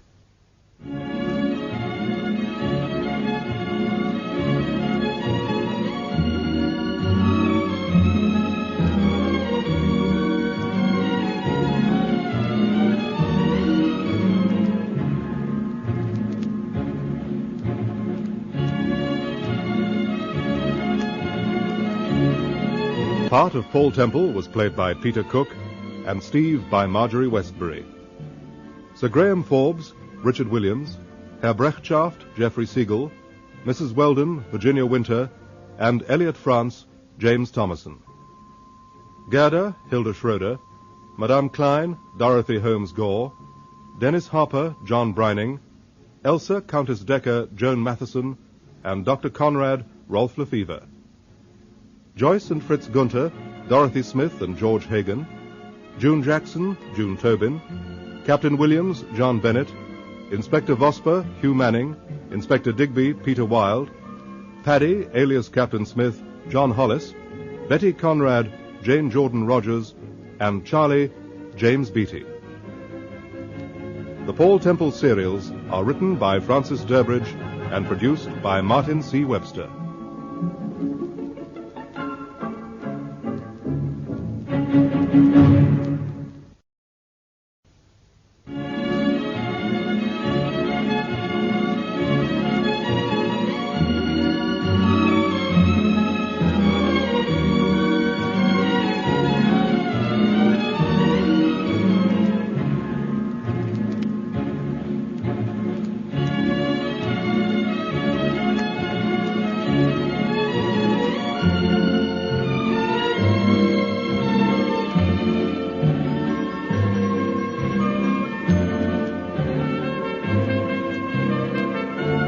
Episode 4. A Visit to Innsbruck. She'll be wearing a blue coat, and she'll be dead. But why do you think that? Well, it's just a feeling I've got, a sort of... Darling, intuitions are my department.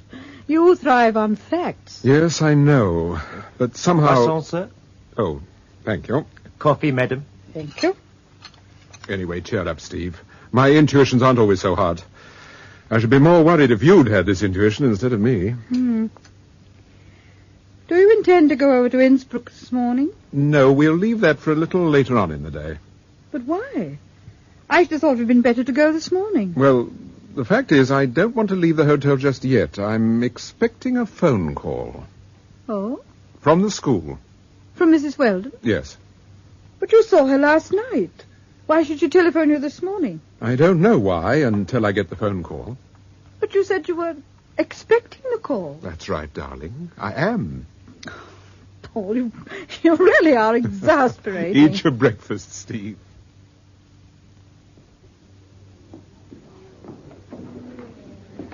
Are you going straight up to the room, Steve? Yes. Mrs. Temple? Oh, good morning, Madam Klein. I am delivering a parcel for an American lady who is staying in the hotel. Oh, I see. Paul, this is Madam Klein. You remember where I bought my blouse? Oh, yes, of course. How do you do, Mrs. Klein? Good morning, Mr. Temple. I was just going to ask your wife about Betty Conrad. Is there any news of the poor girl? No, I'm afraid not. Oh, dear.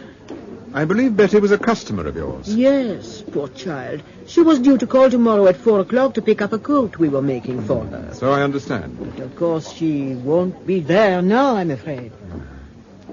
If by any chance she does turn up for that appointment, I'd be most grateful if you telephone me, Madam Klein. Why, yes, of course, Mr. Temple.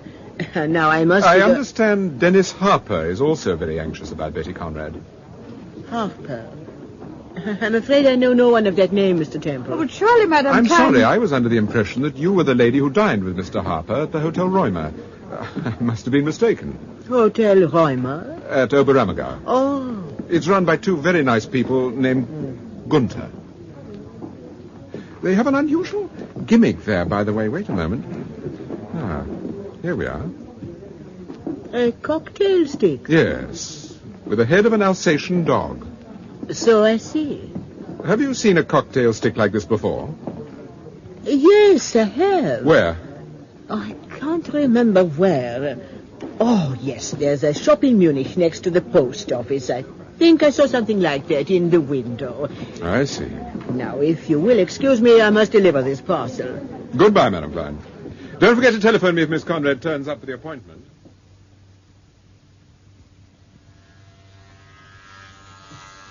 There you are, Steve. It works beautifully. What's that, darling? I said it works beautifully. I wish you'd switch that thing off. I can't hear a word you say. Ah, that's better. This is the best shave I had for years. Well, I'm glad to hear it. That electric razor of yours has been behaving like a temperamental film star ever since we arrived here. Paul, I've been thinking about Madame Klein. You do surprise me. No, I'm serious. Do you think she was lying? About the shop in Munich and the cocktail sticks? Yes, I'm sure she was. She's been to the Hotel Roymer, all right, and with Dennis Harper. What do you think of her? Oh, I was quite impressed.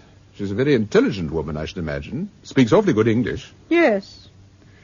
Of course, she's years older than Dennis Harper. Yes, I suppose she is, but she's not entirely unattractive. No, I suppose not, if you like that type. Men usually do, darling. Dark, slender, seductive. Oh, I wouldn't exactly call her slender. Will you answer that, Steve? If it's Mrs. Weldon, tell her we'll come straight away. Yes, all right, dear. Hello? Hello. Is that you, Mrs. Temple? Yes? This is Mrs. Weldon. Could I speak to your husband, please? Oh, not at the moment. Can I take a message? Well, do you think he could come along to the school as soon as possible? Yes, I think so, Mrs. Weldon. Has something happened? Yes, but I can't tell you about it over the telephone. Do tell your husband to come immediately. Please, Mrs. Temple. Yes, all right. Don't worry. I'll see he gets your message. Thank you. Goodbye. Goodbye. Well? She wants us to go down to the school straight away. Yes, all right. Paul, what is this? You were expecting that telephone call. What's happened? One of our pupils has disappeared. Another one? Yes. Who is it this time? June Jackson. Oh, no. I just can't understand it, Mr. Temple. It's a complete mystery.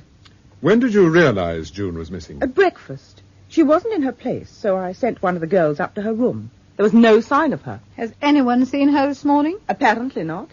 I made inquiries at assembly after breakfast, but no one had seen her. I'm most upset. I suppose I ought to cable her people. Oh, I should wait a little, Mrs. Weldon. Let's hear a bit more about it first. Could you give me some idea of how she might have left the school without anyone seeing her? Well, her room is on the first floor. I suppose she could easily have climbed down onto the terrace. Or simply walked down the stairs into the entrance hall and let herself out by the front door? Well, yes, she could have done that if there was no one about at the time. If there had been a struggle and she'd screamed... Oh, we should have heard her, Mrs. Temple. I'm sure of that. No, I've come to the conclusion that June must have walked out of her own free will. Why? I can't imagine why. Unless in some curious way June is mixed up with the disappearance of Betty Conrad. Have you told anyone else about this, outside the school, I mean? Yes, I told Elliot France. He happened to telephone me. Had Mr. France any idea why June might want to walk out on you? No, of course he hadn't.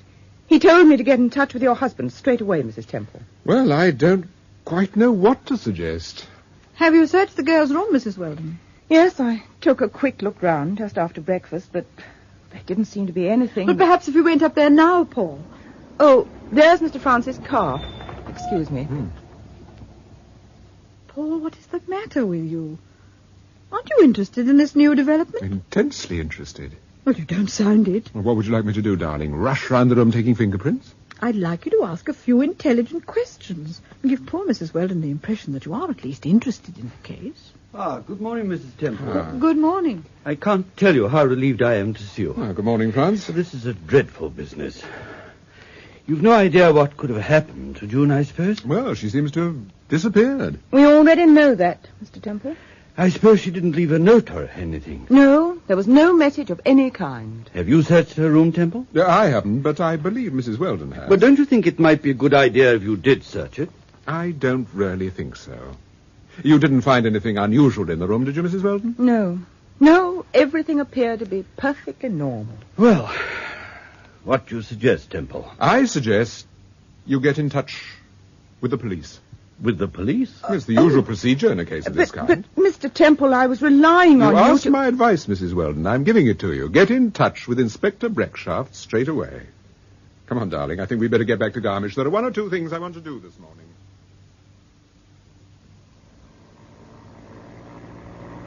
Honestly, Paul, I should have thought you'd have made some effort to help that poor woman. It so happened there was nothing I could do.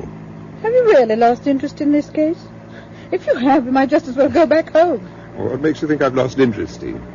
Well, you seem to have been up in the clouds all morning. Are you complaining, Mrs. Temple? No, but...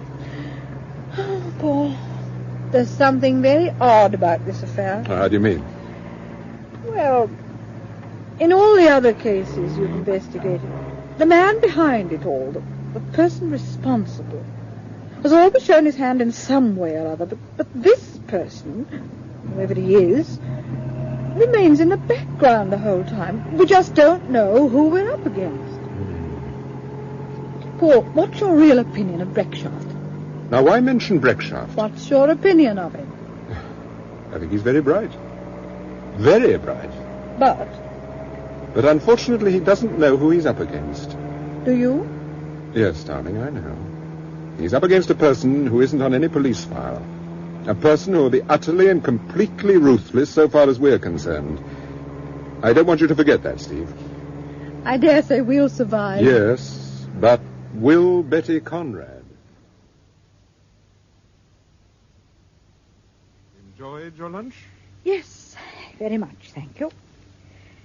What are we going to do this afternoon? Oh, I suppose you want to go to Innsbruck. Later, darling. Probably this evening. I thought the trip to Innsbruck was urgent. No, it can wait. I'm not even sure that it's necessary. You mean that it might be a trap? What's your opinion? You appear to have pretty definite opinions these days. Well, if it was a trap of some kind, I don't see why anyone should... Temple? Yes? A telegram, sir. Oh, thank you. Oh, good. That's all right. No reply? No, thank you. Oh, thank you, sir. Who's that from, Paul? Oh, just a friend of mine. The Inland Revenue, I presume. Would you like to see it? Yes, I would. There you are. Munich, door 15. Parcel arrived safely. Kindest regards, Sam. Who's Sam? Short for Samuel James Hinton, Esquire. Hinton? Do you remember the young American we met 2 years ago? We all had lunch together at the Waldorf in New York. Oh, yes, I remember. Very nice man. He was with you now. Yes, well, he isn't any longer. He's working for the Americans now in Munich. But what's all this about a parcel? Did you send him a parcel? Steve, you're asking far too many questions today. Well, they don't seem to be getting me anywhere.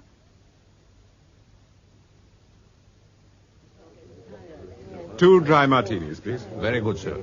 Oh, waiter. Do you know a street called Briggenstadt? In Innsbruck, sir? Yes, in Innsbruck. Oh, no, sir. I've never heard of it. I've lived in Innsbruck all my life, but I've never heard of Briggenstadt. Would there be a district of that name, or perhaps a village nearby? No, madam. Of course, there is a telephone exchange called Briggenstadt. A telephone exchange? Yes, sir. Ah, thank you, waiter. Thank you, sir. I ought to have thought of that, Steve. Wait here, darling. There's a telephone box over there. I'll be back in a moment.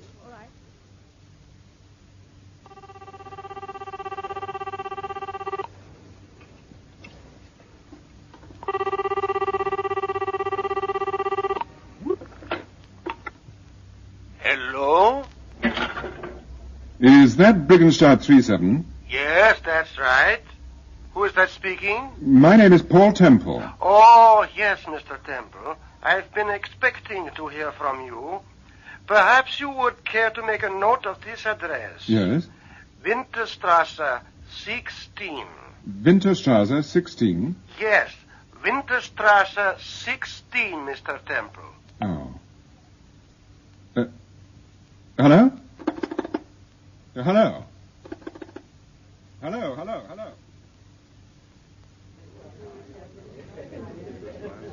Now, you certainly get around, Mr. Harper. Oh, I frequently visit other branches, Mrs. Temple. That's part of my job. I see. Oh, here's Paul. Oh, hello, Harper. What brings you to Innsbruck? Business? I'm having dinner with one of our accountants. Oh, I see. By the way, is there any news of Betty Conrad? No, I'm afraid not. As a matter of fact, the whole business seems to get more complicated. Indeed? Yes. I don't suppose you've heard, but June Jackson, Betty's roommate, has disappeared. June Jackson? Good heavens, this is terrible. But tell me, didn't she leave a note or anything? No, nothing. That poor woman who runs the school, Mrs. Weldon, must be distracted. Well, she's certainly very upset. Temple, tell me, what do you think's behind all this? Why were these girls abducted? Is it a question of money?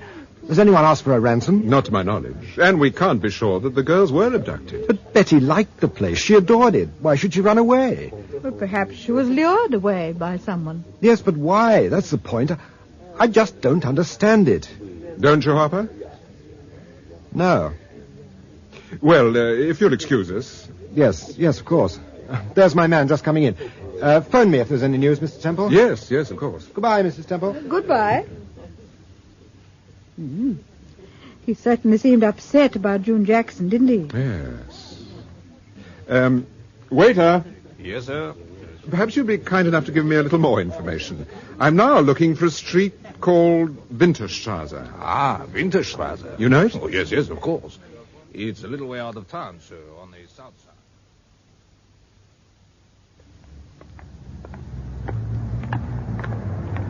Just as where we left the car around the corner. Oh, it's an awful road. It should be called Ghastly-Strasse, not Winterstrasse. Really?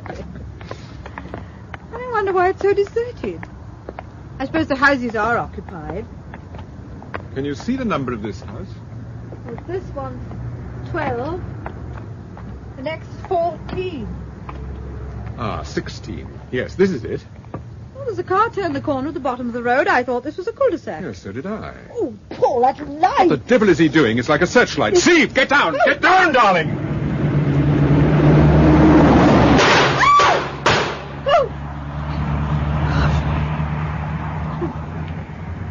Steve, you hurt? Paul. Steve, you all right? Yes, I'm all right. What about you? I'm all right, dear. Not a scratch. Oh. I just don't see how they missed us, Steve. It's quite extraordinary. I just don't see how he could have missed us. Oh, they did, thank goodness. What are you looking for? Just looking at the door and the stonework. There's no sign of a bullet mark anywhere. Well, what does that prove? It proves that the man in the car deliberately aimed very wide. Or what, darling? By Timothy, Steve, I've got it. He was using blanks.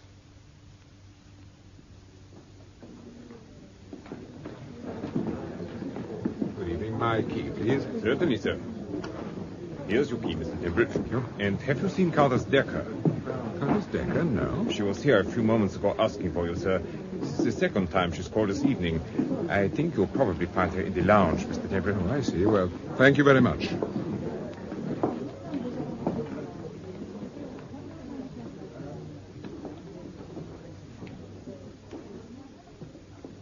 I'm so sorry to have kept you waiting, Countess. I'm afraid I wasn't expecting you. No, of course not.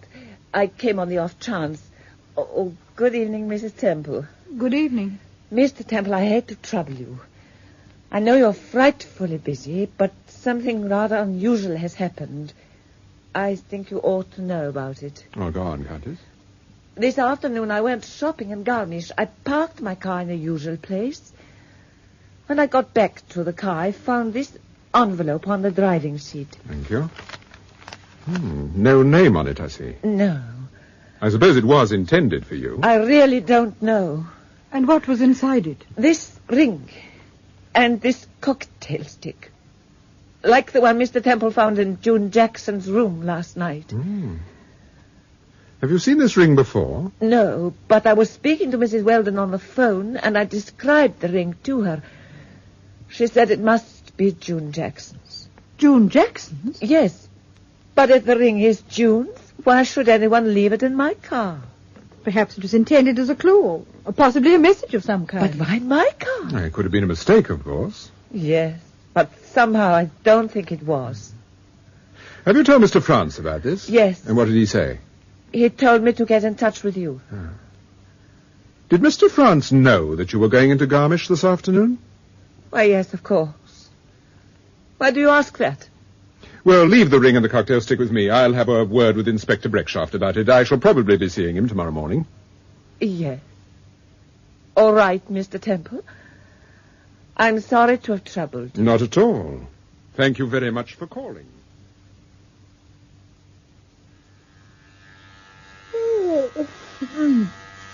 What time is it, Paul? Nearly 9 o'clock. Your beastly razor woke me. Oh, we should have been up hours ago.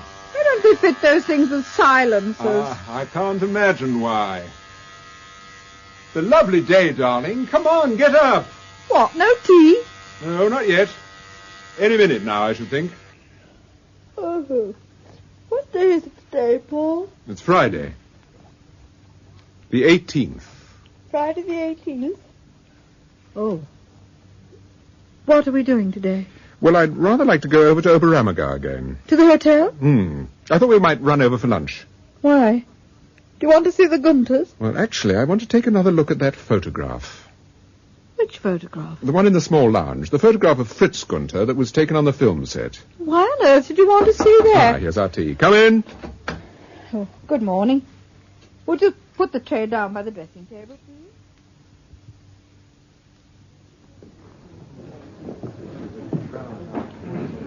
Certainly very busy today. Do you think we'll get a table? It looks a little doubtful. We should have telephoned. I particularly didn't want to do that.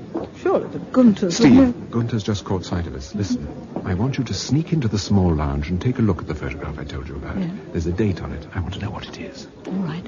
Why, Mr. and Mrs. Temple, I am delighted you should honor us again so soon. Good morning. Well, it was such a lovely morning, we were tempted to go out for a drive. Of course. Shall we go into the cocktail bar? Would you excuse me a moment? Oh, yes, of course, darling. We'll be in the cocktail bar. Cloakrooms on the first floor, Mrs. Temple. Thank you.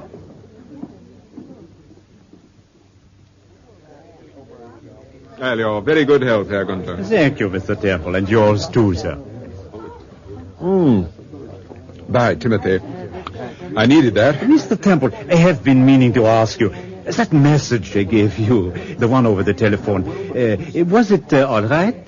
Well, not exactly. I'm afraid there was a little misunderstanding. Oh, I'm so sorry. What was the trouble? Well, it turned out that Briggenstadt wasn't a street after all. It was a telephone exchange. A telephone exchange, but of course. Oh, that was very stupid of me. I'm so sorry, Mr. Temple. Oh, that's all right. We managed to get it sorted out.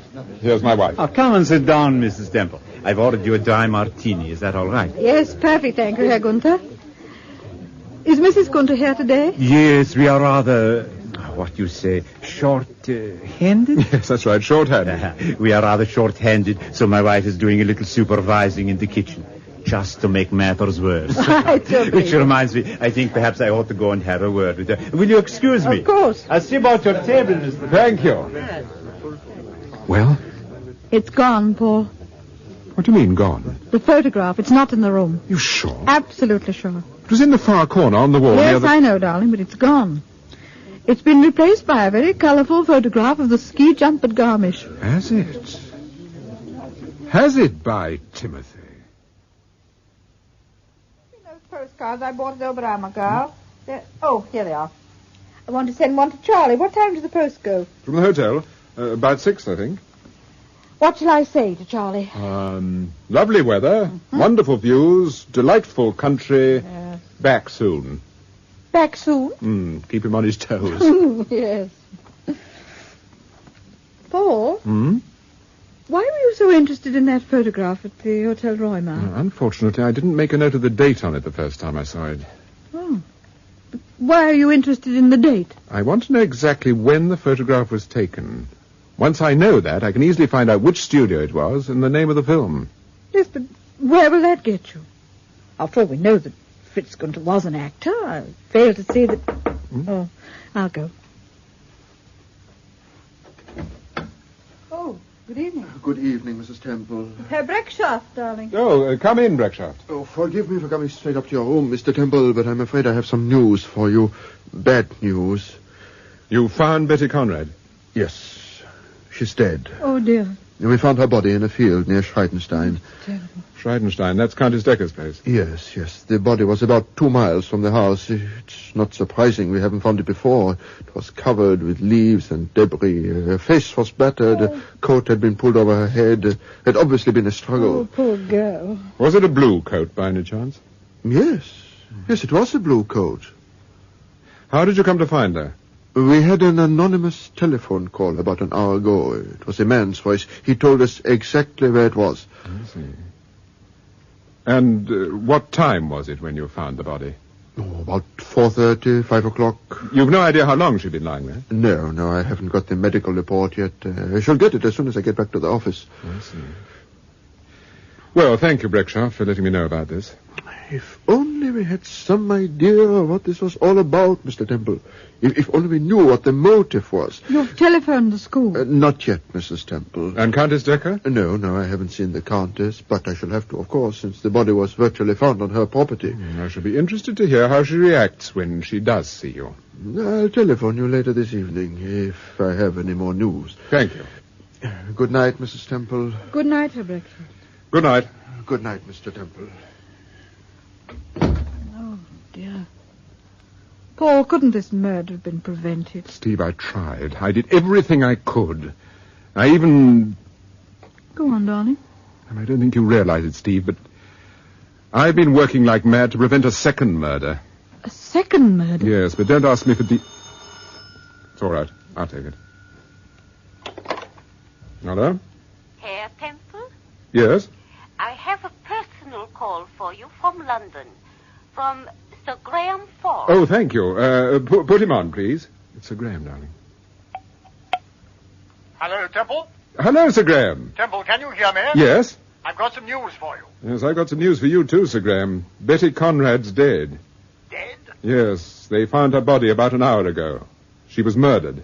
Temple, are you all right? Yes, of course I'm all right. What the devil are you talking about? Betty Conrad's alive. What? She's here now in my office, sitting opposite me.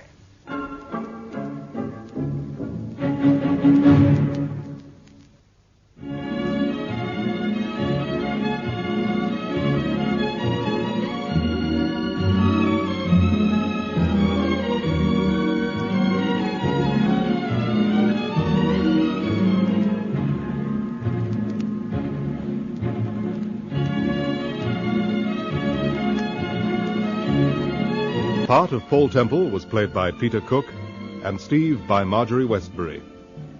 Sir Graham Forbes, Richard Williams, Herr Breckschaft, Geoffrey Siegel, Mrs. Weldon, Virginia Winter, and Elliot France, James Thomason. Gerda, Hilda Schroeder, Madame Klein, Dorothy Holmes Gore, Dennis Harper, John Brining, Elsa, Countess Decker, Joan Matheson, and Dr. Conrad, Rolf Lefevre. Joyce and Fritz Gunter, Dorothy Smith and George Hagan, June Jackson, June Tobin, Captain Williams, John Bennett, Inspector Vosper, Hugh Manning, Inspector Digby, Peter Wilde, Paddy, alias Captain Smith, John Hollis, Betty Conrad, Jane Jordan Rogers, and Charlie, James Beattie. The Paul Temple serials are written by Francis Durbridge and produced by Martin C. Webster.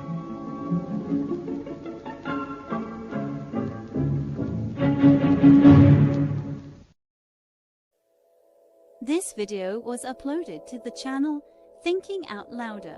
Please like, comment and subscribe to the Thinking Out Louder channel. Thank you.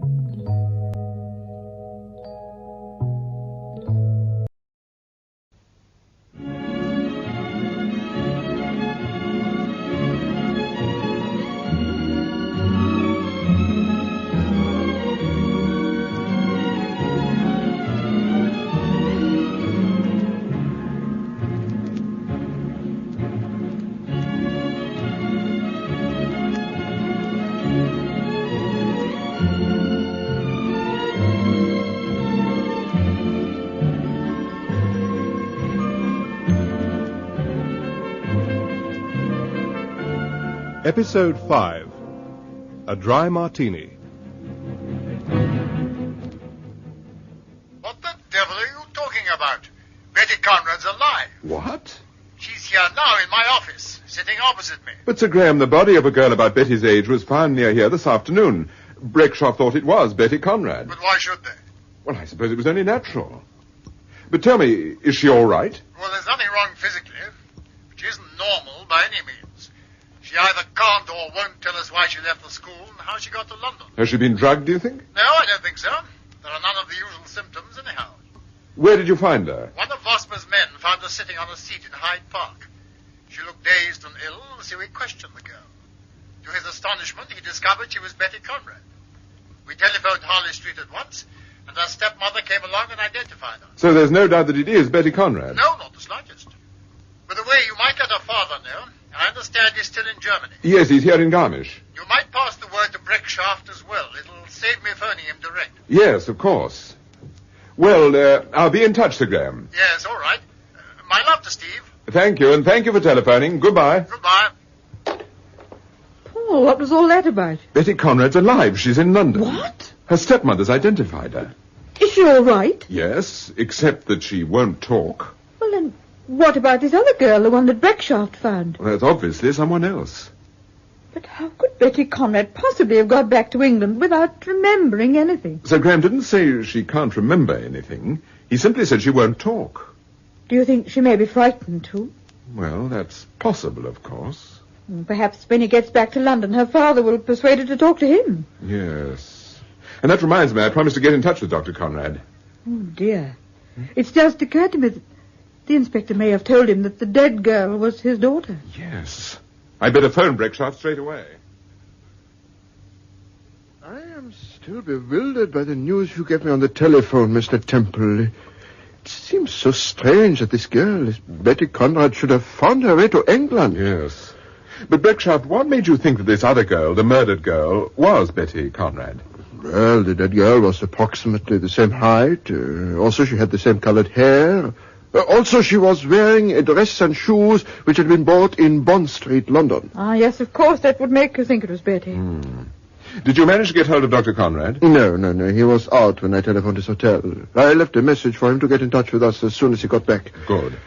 Now, Inspector, I'd like to take the coat that the dead girl was wearing and... Excuse me, sir. Yes, what is it? Dr. Conrad is here, sir, and would like to see you. Ask him to come in. Will you please come in, sir? Thank you. Good evening, Dr. Conrad. I think you know Mr. and Mrs. Temple. Good evening. There was a message at the hotel, Herr Breckshaft. That's right. I telephoned you about an hour ago. Is it bad news? On the contrary, sir. It's very good news so far as you are concerned. Your daughter is in London and apparently quite safe. In London? Sir Graham Forbes telephoned me. Betty was actually in his office at the time. And she's all right? Yes, I understand so. Except that she refuses to talk. You mean she refuses to give an explanation of her disappearance? Yes. Dr. Conrad, has your daughter ever suffered from amnesia? No, never. If she had, I should have told the police about it long ago. Well, no doubt you'll talk to her when you get back to London. I most certainly will. And if you feel she's deliberately concealing anything, either from fear or any other reason, let Sir Graham know. Of course. Meanwhile, I'm very grateful to you, Mr. Temple, and Herr Breckshaft, of course. I'm only sorry we could not be of more help. No, you've been most helpful and more than kind. Betty's safe, thank God. That's the main thing. Yes. Give me a ring when you get back to London, Mr. Temple, and I'll let you know how Betty's getting along. Thank you, I'll do that. Goodbye, Mrs. Temple. Goodbye, Dr. Conrad. I'll see you out, Doctor. Thank you. Well, what now, Paul? I want to have another word with Breckshaft, then we'll go over to the school and break the news to Mrs. Weldon. Oh, I was forgetting Mrs. Weldon. I expect you'll be delighted. Well, of course I'm relieved the silly girl's all right. But I should have thought Herr Breckshaft would have been in touch with me personally by now. I told him I was seeing you, Mrs. Weldon. He probably considers that quite sufficient. Well, I don't. It was his duty to inform me straight away. But Herr Breckshaft didn't actually get the message. I got it. I don't think you quite understand, Mrs. Weldon. It was my husband that Sir Graham telephoned. I fully appreciate that, Mrs. Temple, but nevertheless there's a certain etiquette in these matters. Incidentally, does Elliot, Mr. France, know that the girl's all right? I haven't told him. I trust that's not a breach of etiquette, Mrs. Weldon. No, but I think the poor man should know. He's been so terribly worried, although I can't imagine why. Mr. France was a suspect, that's why. A suspect? What on earth are you talking about? You'll forget he was supposed to have invited Betty to tea on the day she disappeared. But surely no one in their right senses would have considered for one... What is it, Maria? Countess Decker and Mr. France are here, madam, and would like to see you. Oh, come in. We were just talking about you, Elliot. Oh, really? Have you heard the news, Elizabeth? Yes, Elsa. We've just been discussing it, but how did you know This must have been a great shock to you, my dear. I can't tell you how sorry we are. What? Mr. Temple, there's something I'd like to know. When the body was found... What body? Elliot, what are you talking about? I'm talking about Betty Conrad. I thought you said you knew. Elizabeth, haven't you heard? Betty's dead. They found her body in Mr. Temple, what is this? I thought you said Betty was in London. She is in London. I had a telephone message from Sir Graham Forbes about an hour ago. But that's impossible. They found the poor girl this afternoon, dead. That wasn't Betty Conrad. Are you sure? Absolutely sure. I told you, Betty Conrad's in London. Then if it wasn't Betty Conrad they found, who was it? We don't know yet. The police haven't identified the body. Oh, heavens. What is it, Mrs. Weldon? Elizabeth. What's the matter? What is it? Just occurred to me that if it isn't Betty... The dead girl isn't June Jackson, Mrs. Weldon, if that's what you're thinking. That's exactly what I was thinking. You're sure it isn't? Quite sure. In the first place, June and Betty Conrad are quite different in appearance. There could be no question of confusion. And in the second place... Well, go on. In the second place? In the second place, Mr. France, I have my own reasons for knowing that the dead girl could not possibly be June Jackson.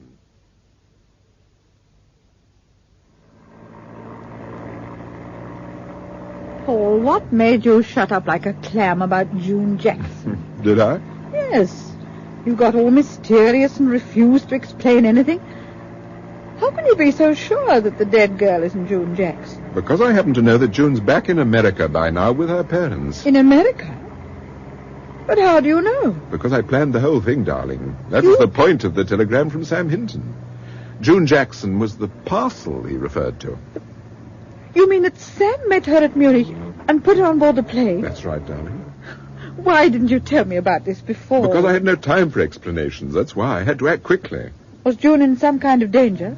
She certainly was. How did you find out about it? I looked into her eyes. You what? I looked into her eyes. Oh, and you... Steve, as soon as we get back to the hotel, I want you to start packing. Are we going back to London? We are. When? Perhaps tomorrow, perhaps the next day. Maybe next week. Does this mean you're giving up the case? Darling, if you've never known me give up anything. You gave up that diet you started. Diets are different. They don't count. Well, they jolly well ought to. Well, look, Paul. There's Madame Klein. Oh, so it is. She's coming over. I should like to speak to you, Mr. Temple. Could you spare me a moment? Yes, of course. Shall we go into the small lounge? Thank you.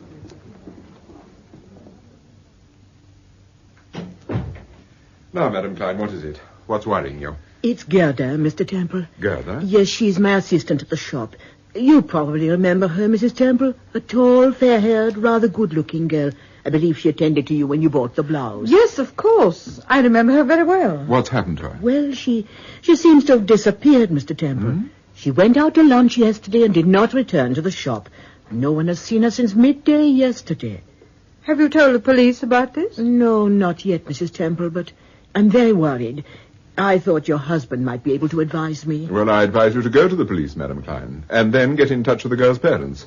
But I must confess I am rather frightened of getting in touch with them. Frightened? Yes, you see, Gerda's father is a wealthy publisher, but Gerda was not attracted by the book business. She was mad on fashions, like so many girls of her age. Yes, so her father paid a premium for her to join our shop at Munich. And when I came to Garmisch, they asked me to bring her with me and to keep an eye on the girl. And so you Then see... she lives in Garmisch? Oh, yes, she has a small apartment in the Baumerstrasse. I've seen her landlady, who said that Gerda left the flat just after lunch yesterday, presumably to return to the shop. And she didn't return to the flat last night? No. You don't think there's a young man in this? No, I'm sure it's nothing like that, Mrs. Temple. Madam Klein, tell me, did Gerda have a distinguishing mark of any kind? No, I don't think so. Why do you ask? Well, do you know of anything that would help to identify her? Oh, nothing. Oh, yes, there is one little thing that perhaps might help. What's that? She had 2 teeth missing here at the side, and she wore a denture. I remember only this weekend she said that one of the teeth was loose, and she must see her dentist about it. Thank you. Now, look, don't worry. Leave this with me. I'll contact the police for you. Thank you. Steve, take Madam Klein and give her a brandy. Yes, sir. I'm going to make a telephone call. All right, Paul. Hello? Hello? One moment, Mr. Temple. Your breakshaft is coming. Thank you. Mr. Temple? Breakshaft, I've just had a visit from Madam Klein. Oh, yes, she's from the dress shop owners. That's right.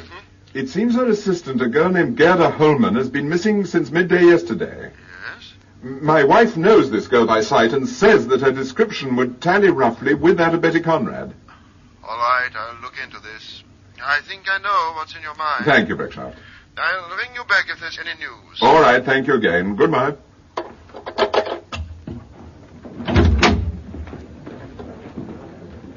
Herr Temple, please. Yes? What is it?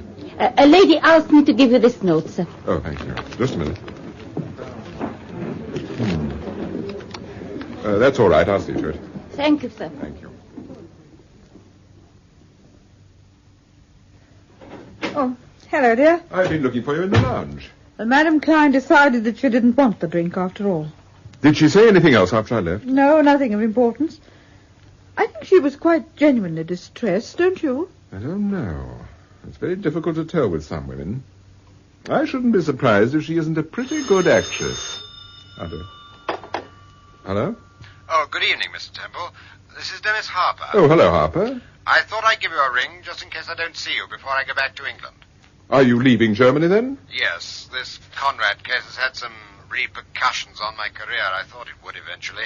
It's all these confounded police inquiries. Oh, it was just routine. I told you that. Well, I'm afraid the bank directors don't look at it that way. Well, won't you be glad to get back to London? No jolly fear. I'm just a cog in the machine over there. I daren't even dash out for a cup of coffee when I feel like it. It's too frightfully depressing to even think about. There's no news of Betty, I suppose. Yes, as a matter of fact, there is. Oh? She's been found. Oh, has she? Well, we've been expecting it, haven't we? Well, that rather depends. She's alive and apparently quite well. Alive, did you say? Yes. You sound surprised. Well, I am. It's never wise to jump to conclusions, Harper. No, I suppose it isn't. This is on the level. I mean, Betty is all right, isn't she? Yes, she's quite all right. Well, it's very good news, I must say. I'm glad you think so. Well, goodbye. Give my regards to Mrs. Temple. Thank you, I'll do that. Goodbye, Harper. Was he pleased to hear about Betty Conrad? Well, I don't know if pleased is quite the right word. He appears to be more concerned about himself at the moment. In what way? The bank have transferred him to London, apparently under the impression that he's mixed up in this Conrad affair. Ah. So I suppose from his point of view, it's a bit ironic that Betty Conrad should have turned up after all. Still, he knew her quite well. If she'd been murdered, he would have been a suspect along with Elliot France and Countess Decker. Yes. You know, it's rather curious, Steve.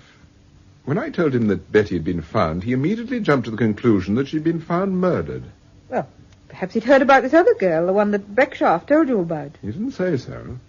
Well, of course, it isn't easy to judge a person's reaction on the telephone. It isn't easy to judge Mr. Harper's reactions at any time.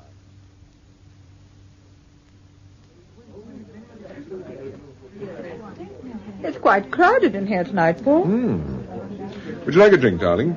You must be tired after all that packing. No, I won't have one, thank you. I'm surprised I haven't heard from Breckshaft. I expect the poor man's rather bewildered at the moment. He probably... Oh, here he is. Hello, Inspector. Oh, good evening. I was passing the hotel, so I thought I might just as well drop in and see you instead of telephone. Yes, of course. Would you like a drink? No, thank you. Well, is there any news? Yes, you were right. There's no doubt that the girl we found is the one who was missing from the dress shop. Gerda? Well, that's one step forward anyway. Have you any idea of the motive? No, not at the moment. I've interviewed Madame Klein, but apparently she knows very little. You can't trace any association with the people we've questioned. Harper, for instance. Elliot France. Countess Decker. No. It looks as if this is a completely new case, Mr. Temple. I think we have no alternative but to treat it as such. You think so? Yes, I do. From your knowledge of police routine, you'll appreciate that side issues can be most distracting, especially in a murder investigation. Surely that rather depends on the side issue.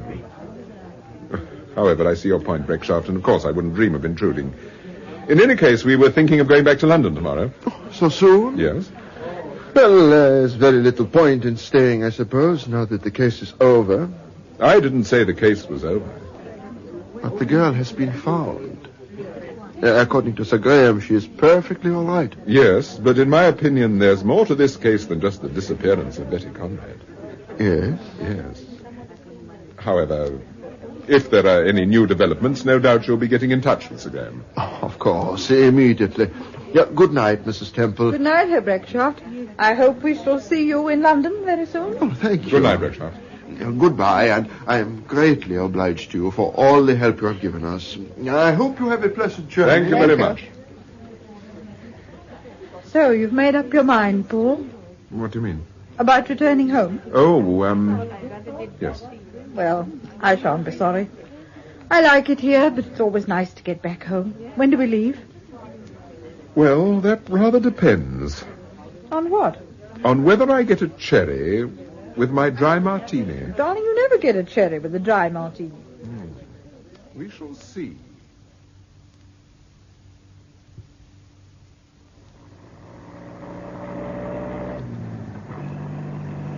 Paul, this is the road to Oberammergau, isn't it? It is. Are we going to the Hotel Roymer again? Yes, darling. I thought we might have dinner there. Food's awfully good. Paul, we are not dashing out to Oberammergau just because the food's good. What's all this about? I'll explain later, Steve.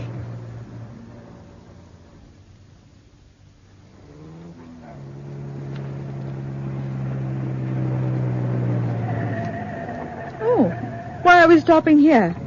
This isn't the Hotel Roymer parking place. I didn't want to drive into the hotel courtyard.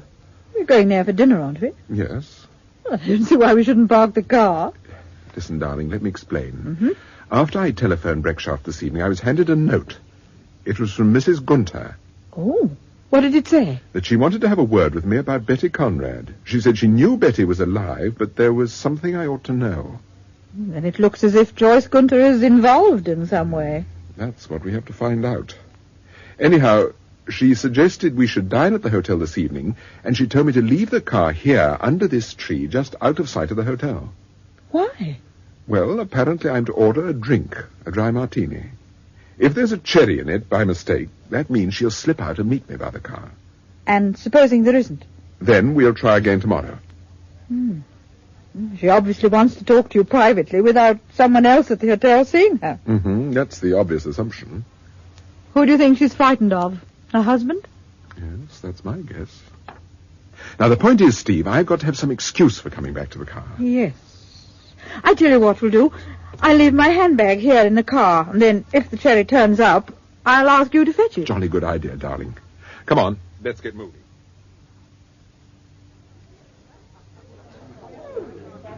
Why, Mr. and Mrs. Temple, how very nice to see you again. Good evening, Herr Gunther. We thought we'd like to have dinner here again. This may be our last visit to Overammergau. So you are returning to London? Yes, I think so. I wish I were coming with you, Mr. Temple. It would be good to meet some of my old friends. Oh, good evening, Mr. Temple. Oh, good Hello, evening. Mrs. Gunter. Mr. Temple tells me he is leaving us, Joyce. Oh, I'm sorry to hear that. Well, I think this calls for a farewell drink. Yes, of course. Mrs. Temple, what can I get you? May I have sherry? Of course. And your husband? I think I'll have a dry martini, if I may. I'll get them, darling. Court is rather busy at the moment. Oh, thank you, my dear. I hope this will not be your last visit to Oberhammergau, Mr. Temple. I sincerely hope not. We like the country very much, don't we, darling? We do. We had a lovely drive this afternoon out to Schelmgau. Ah, yes, it is very beautiful at this time of the year. You know, Herr Gunther, I've a vague idea we met once before, a long time ago, at a film studio. Oh, yes? Were you ever in a film called The Man with 1,000 Voices? The Man with 1,000... No, I don't think so. Although I made several films, of course. You know, I never can remember the titles. No. This film was made at Elstree. Oh, yes, it is possible. I suppose we may have met, Mr. Temple. I had small parts in 2 or 3 very important films that were made at Elstree. But most of my acting was done on the stage, you know. I much preferred it. Yes, I can understand that. Here are the drinks. Mrs. Temple, your sherry. Thank you so much. And Mr. Temple, dry martini. Oh, I've got a cherry in my drink. Oh, dear. Shouldn't I put a cherry in a dry martini? It's all right, Mrs. Gunter. I'll have it. I love cherries. It's a good job Mr. Temple isn't an American, or you'd be for the high jump, my darling. Well, skull. Here's to a pleasant journey, Mrs. Temple. Thank you very much, Mrs. Gunter. Give my love to Piccadilly Circus. Have you reserved a table for Mr. Temple? Oh, no, I haven't. I'll see about it straight away. Will you excuse me? Yes, of course. We are rather busy this evening. Well, we'll see you later. Oh, Paul, I think I've left my handbag in the car. Oh, did you, darling? All right, I'll get it for you. I shan't be a minute. You'd better get into the car, Mrs. Gunter. There's less chance of your being seen. No, I can't stay long, Mr. Temple. Otherwise he'll get suspicious. But I had to see you. I had to warn you. Go on. You've got to go back to London. You've got to drop your investigations now, tonight. And if I don't? If you continue to make inquiries about Betty Conrad, about why she disappeared, you or Mrs. Temple will be murdered. Murdered? Yes, there's no doubt about it. Mrs. Gunter, I realize you're trying to help me, but unless you can be just a little bit more specific... I can't go into details. Can't or won't? You know I'm taking a risk by talking to you like this. A greater risk than you'll ever realize. And now I'm going to give you a piece of advice. And, oh, Mr. Temple, I hope for your own sake and for Mrs. Temple's you won't forget it. I'm always prepared to take good advice. When you get back to London, someone will try to get in touch with you. Someone? A man called Smith. Have nothing to do with him. London's full of people called Smith, you know. Well, this man calls himself Captain Smith. Now, remember what I'm telling you, Mr. Temple. Whatever happens, have nothing to do with him.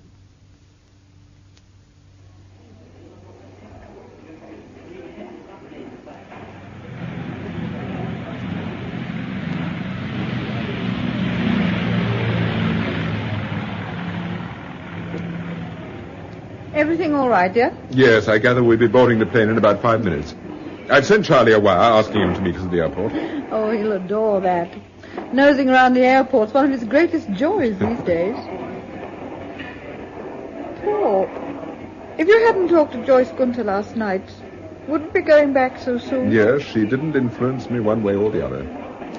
No, what I'm really interested in, Steve, is having a talk to Betty Conrad. Paul, do you think Joyce Gunter was sincere last night? Or do you think she was just putting on an act? No, I think she was sincere. But she was also frightened. When a person's frightened, they tend to exaggerate. In other words, you don't think we're in danger? Oh, I wouldn't say that. But I think it's the sort of danger we can cope with. At least, I hope so. I was just going to say, famous last words. Anyway, it'll be good to be home again. There are 101 things I want to do. I bet I know what one of them is. What? You want to make inquiries about Captain Smith. Steve, you can read me like a book. I ought to by this time. Well, I did intend to have a word with Vosper about it. If the man's got a record, there's an outside chance that... Excuse me, sir. Yes? These flowers are for Mrs. Temple. Oh. Oh, aren't they lovely? Thank you very much. Who sent them, do you know? Yes. The lady at the kiosk told me a Herr Breckschaft telephoned first thing this morning and ordered them specially for Mrs. Temple. Oh, how very kind. And they say our policemen are one. We're ready to go on board now, sir, if you'll come this way. Oh, thank you. You look exactly like a film star, darling. Oh, don't be silly, sweetie. You're my husband.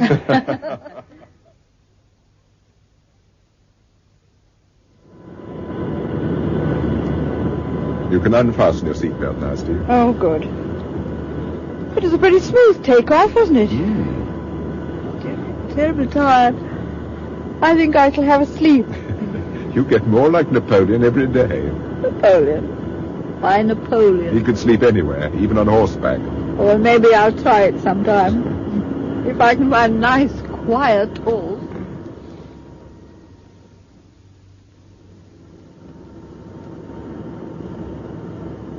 Wait, excuse me, sir.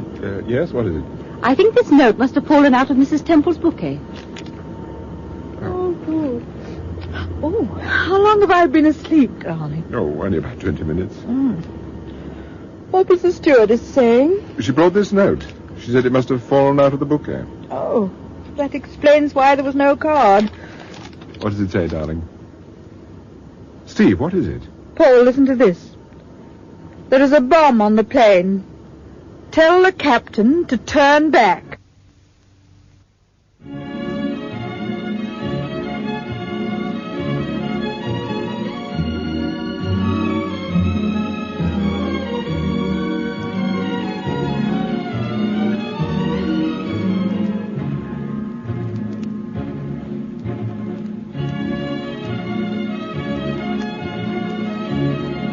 Part of Paul Temple was played by Peter Cook and Steve by Marjorie Westbury. Sir Graham Forbes, Richard Williams, Herr Breckschaft, Geoffrey Siegel, Mrs. Weldon, Virginia Winter, and Elliot France, James Thomason. Gerda, Hilda Schroeder, Madame Klein, Dorothy Holmes Gore, Dennis Harper, John Brining, Elsa, Countess Decker, Joan Matheson, and Dr. Conrad, Rolf Lefevre. Joyce and Fritz Gunther, Dorothy Smith and George Hagan, June Jackson, June Tobin, Captain Williams, John Bennett, Inspector Vosper, Hugh Manning, Inspector Digby, Peter Wilde, Paddy, alias Captain Smith, John Hollis, Betty Conrad, Jane Jordan Rogers, and Charlie, James Beattie. The Paul Temple serials are written by Francis Durbridge and produced by Martin C. Webster.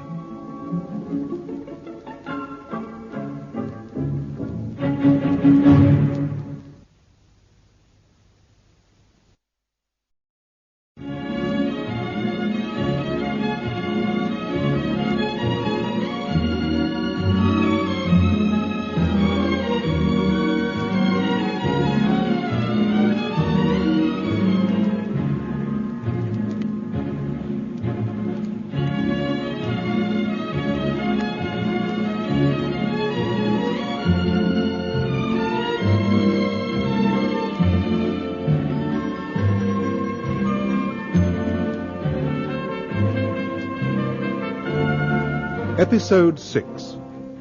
Concerning Captain Smith. There is a bomb on the plane. Tell the captain to turn back. Let me see the note, Steve. It looks like a woman's handwriting. I suppose it could be some sort of a joke, though surely Breckschaft would never do a thing like that. It's nothing to do with Breckschaft, I'm sure of that. Can I get you anything? Not at the moment, thank you, but can you tell me the name of the captain? Captain Williams. Would it be possible for me to have a word with him? My name is Temple. Would you like to see him now, Mr. Temple, immediately? Yes, I would. It's rather urgent. Well, if you'll come with me, I'll take you to him. Thank you.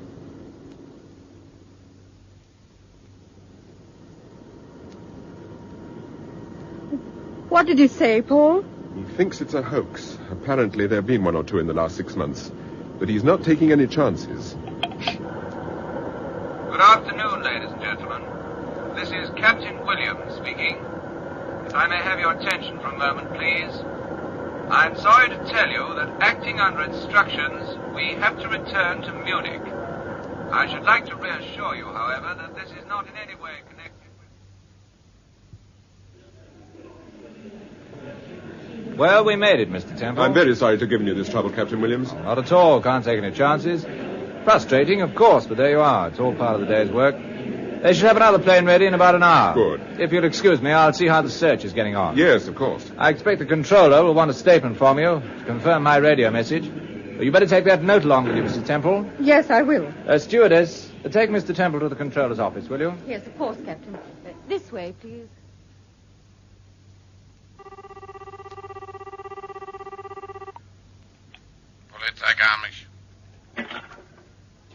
Paul Temple here.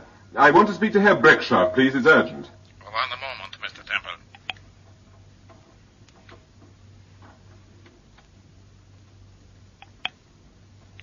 This is a surprise, Mr. Temple.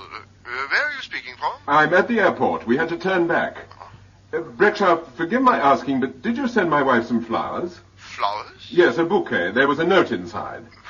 No, I'm afraid I didn't. Oh, it's all right, Breckschaft. It just happened that Steve had a bouquet delivered in your name. In my name? Inside was a note warning us that there was a bomb on the plane. But I know nothing about this, I assure you. No, I didn't think you did.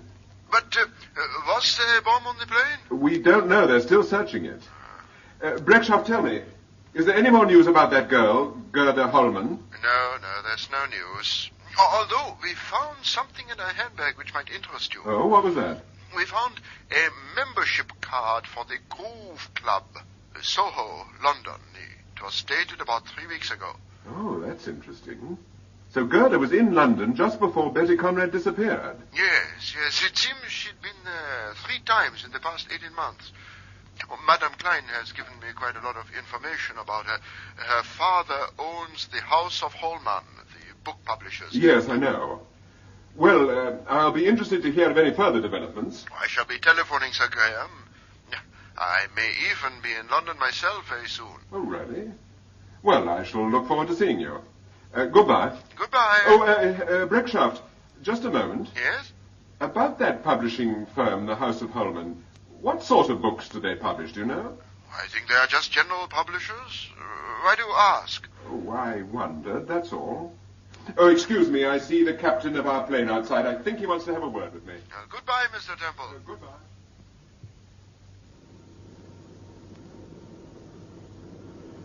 Do you think it was a hoax about the bomb on the plane? No, I don't. I think the warning was quite genuine. Whoever sent it really believed there would be a bomb on the plane.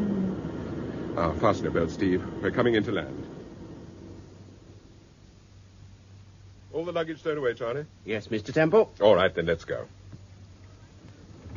Everything all right at home, Charlie? Oh, yes, Mrs. Temple. Everything's okay. Neat as a new pin. Have you been dancing at all while we've been away? Well, once or twice. Went to the Pally one night. But Beryl hasn't been too good. Hay fever. She gets her something shocking this time of the year. Charlie, have you ever been to a place called the Groove Club? Why, yes. We've been there several times. Since Soho. It's a real cool joint. Groovy, if you know what I mean. Is it well run? No rough stuff? Oh, I wouldn't say that. Gets a bit dicey at times. I don't think it's your cup of tea, Mrs. Temple. No, it's more for the young people. Thank you for those kind words. We are home, darling. You've had an interesting trip, Temple, if nothing else. Yes, Sir Graham. We've been thoroughly scared several times without achieving very much. I wouldn't say that, Steve. I think you've both done very well. I must say I'm surprised that Breckschaft takes that attitude about the Holman murder. Then you think it is connected with the Conrad affair? There's no doubt at all in my mind, Steve. Of course, I didn't contradict him on the phone. Then he's telephoned you? Oh, yes, earlier this evening. He was anxious to know if you were back safely. He told me all about the bomb affair. Did he tell you about the membership card that was found on the murdered girl? Yes, he did. I put Vosper onto that straight away. Incidentally, I asked Vosper to drop in on us. I hope you don't mind. No, not at all. Of course, the odds are that this club's pretty harmless. Is there any more news about Betty Conrad? Is she back at home with her stepmother? Yes. You know, there's something very odd about that girl. I can't help feeling she's had a terrific shock of some kind. She still won't talk? No, she won't say a word. By the way, I've made an appointment for you to see her tomorrow morning at my office. Is 11 o'clock all right? Yes, that's fine. Have you told Betty about the murder of Gerda Holman? No, I thought I'd leave that to you, Temple. It might give you some kind of lead. Yes, I agree, Sir Graham. Inspector Vosper says you're expecting him. Oh, yes, show him in, Charlie. All right, Inspector. Oh, thank you. Good evening, Mrs. Temple. Good evening. Hello, Temple. Nice to have you back. Thank you very much, Vosper. Evening, Sir Graham. Hello, Vosper. Before I forget, Sir Graham, another call came through for you from Breckshaft just after you left the office. Oh, what is it this time? He says he'll be in London tomorrow and will be getting in touch with you. When I said I was seeing Temple this evening, he asked me to tell you that the House of Holman specialize in medical books, particularly on neurology and psychiatry. Does that make any sense to you? Yes. Thank you, Inspector. Holman? That's the same name as the murdered girl? Yes, it's the family firm I mentioned to you, Sir Graham. It's just an idea that occurred to me. Well, how did you get on at the Groove Club, Vosper? All right. It's been going about 2 years, sir. Mm-hmm. No real trouble so far as we're concerned. But the narcotics squad have had their eye on it. Have they? That's interesting. Who told you that? Colonel Webster, sir. He's in charge of the NS. Well, I expect you're very tired after your journey, Steve. I'm a bit. We'll both want to turn in pretty soon. Come along, Vosper. See you tomorrow, Sir Graham. Good night, Steve. Good night, Sir Graham. Good night, Temple. Good night. Goodbye, Mr. Temple. Good night, Inspector. Gosh, I am tired. I don't think I shall have any difficulty in sleeping tonight. No. Paul, why do you think Breckshaft's coming to London? I don't know. I should have thought he was up to his eyes with the Gerda Holman case. So he is. Ah, then you think he may have found some connection between this Holman affair and Betty Conrad? Yes, I do. Oh, Lord, not more visitors. Oh, Charlie will go. You're not expecting anyone, are you? No, darling. Telegram, Mr. Temple. They're waiting for an answer. No, thank you, Charlie.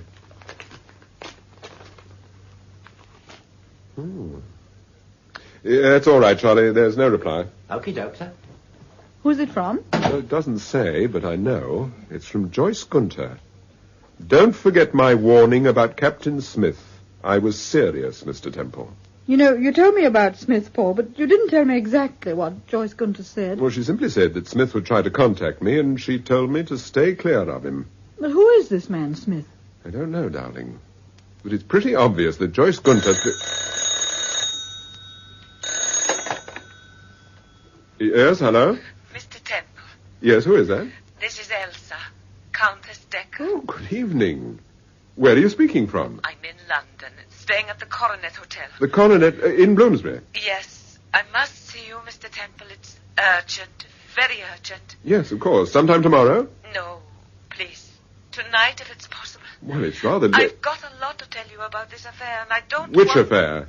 The disappearance of Betty Conrad. The murder of Gerda Holman. So much you do not know, Mr. Temple. Not only about Betty Conrad, but about Elliot France. Is Mr. France with you? No. I've left him behind in Garmisch. We've quarreled. Oh. Well, where shall we meet? Could you come round here? I'm in room 14, on the first floor. Ask for Mrs. Decker. Mrs. Decker? Yes. All right, I'll be with you in about half an hour. Oh, thank you. I'm most grateful. Oh, just a minute, Countess. Yes? Do you know a man called Captain Smith, by any chance? Captain Smith? Why, no. You've never heard of him? No, I'm afraid I haven't. Who is he? I'll see you in about half an hour, then. Goodbye. You heard? Almost every word. She's certainly very upset. Yes. I wonder what she's doing in London. Well, if she's had a row with Elliot France... There may be nothing to it, of course. It may be just a lot of silly tantrums. Still, I'd better look into it. You go to bed, Steve. I won't be very long. All right. There's a Dr. Conrad here. He wants to see Mr. Temple. Dr. Conrad? Ask him to come in, Charlie. All right, Mr. T. I wonder what he wants. Will you come in, sir? Oh, thank you. It's very good of you to see me at this time of night. I do apologize for disturbing No. Come in, Doctor. That's all right, Charlie. You know my wife, of course? Yes, indeed. Good evening. You look upset. Has something happened? I'm very worried about Betty, Mr. Temple. Desperately worried. Something's happened. She's a completely different girl. She sits around brooding all day. Yeah. She won't say a word. She won't tell us anything about what's happened during the past week or so. I asked Sir Graham whether he thought she'd been drugged or not. No, she hasn't. I'm sure of that. If she had, I'd have noticed it. I can't tell you how depressing it is just to see her sitting, not talking, jumping like a scared rabbit every time the telephone rings. Do you think she's expecting a phone call? She had one this evening. In fact, that's why I came to see you. Who was it from, do you know?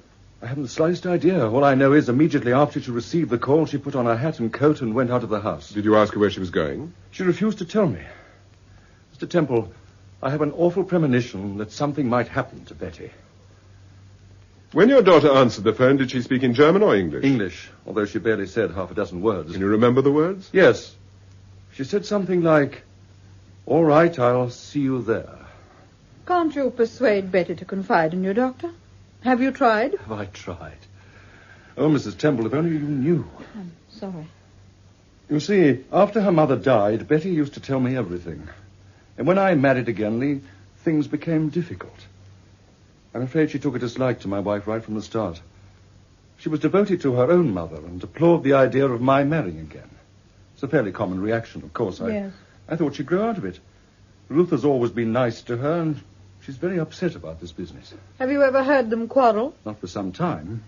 But that was the reason why I sent Betty to a finishing school. I see. Doctor, what time did Betty go out this evening? Oh, no, let me see.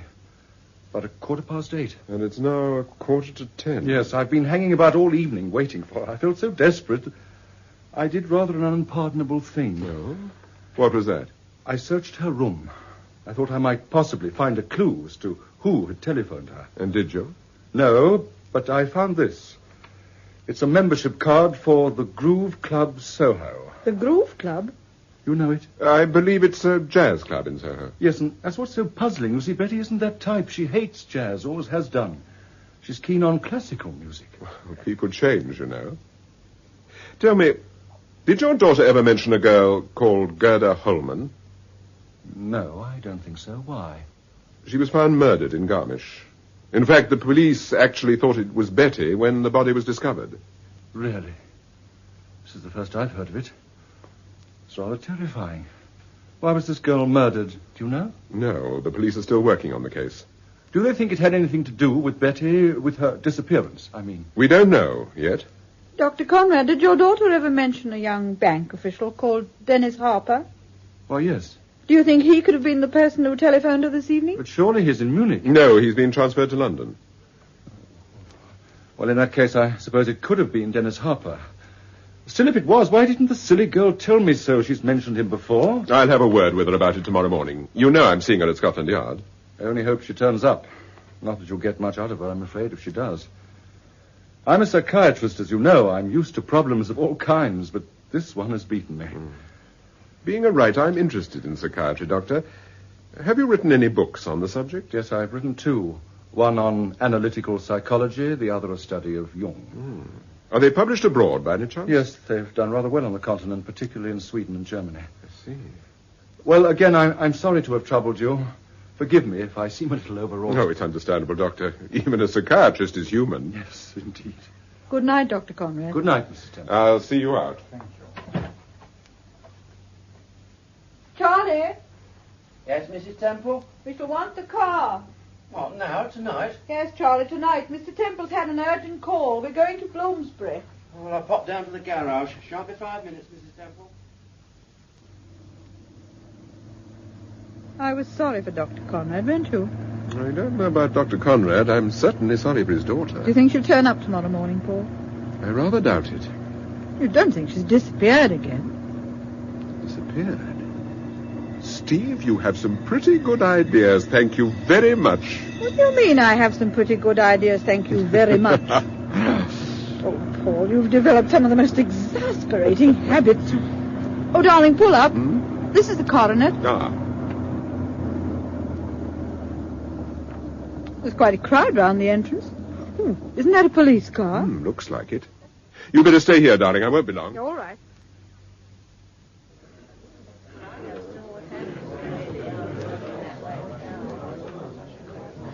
They won't let you in, Governor. What's happened? A woman shot herself about a quarter of an hour ago. They'll be bringing her out in a minute. Hello, Mr. Temple. What are you doing here? Inspector Digby, how are you? Oh, I'm all right, sir. I'm rather busier than usual. Yes, I can see that. I thought you were in Germany. We got back this afternoon, Inspector. I have an appointment here with a Mrs. Decker. Mrs. Decker? You don't say. Good Lord. Is she the woman who tried to commit suicide? That's right. She a friend of yours? No, not exactly, but she telephoned this evening and said she wanted to see me. Really? Well, she must have shot herself just after the telephone call. Inspector, I have a feeling this business may have a bearing on the case Sir Graham and I are investigating. Do you mind if I ask the hall porter a few questions? I can't see any objection to that, Mr. Temple. Come this way, sir.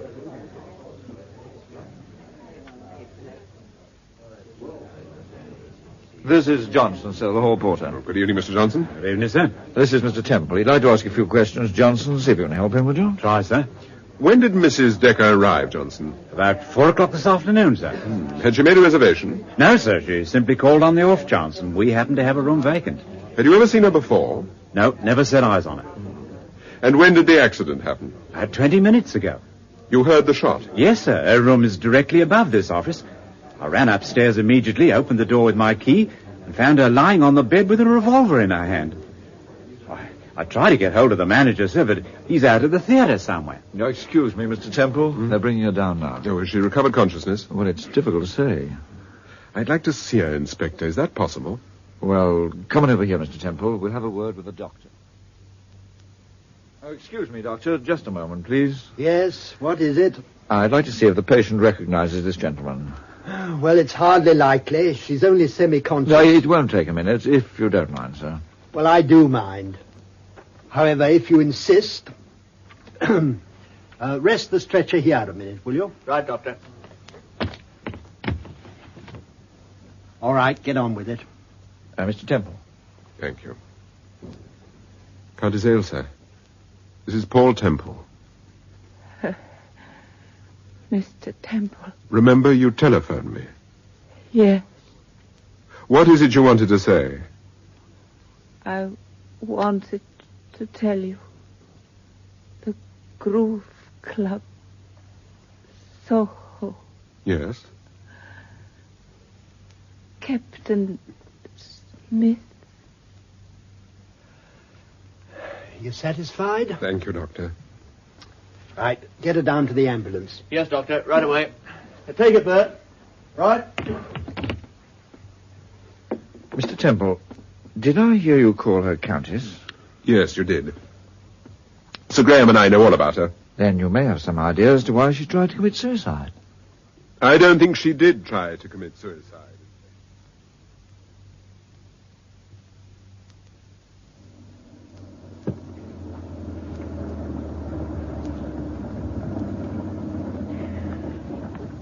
Would it be all right to leave the car here? Oh, yes. Come on.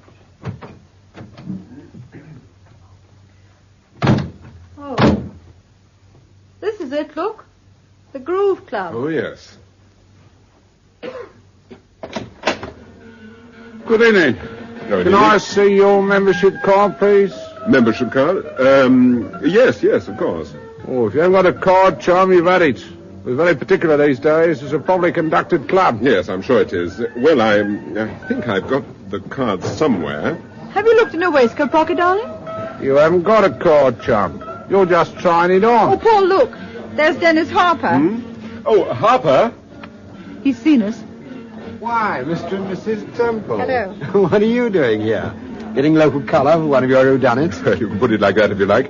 By the way, do you happen to be a member of this establishment? Yes, of course. Oh, do you want me to sign you in? If you'd be so kind. Oh, it's a pleasure. Let's have the book, Harry. Okay, Mr. Harper. Have you been a member here long? Oh, about a year, I suppose. There you are. Come along, Mr. Temple, let's go inside. I've got a table in the corner, not too near the bar.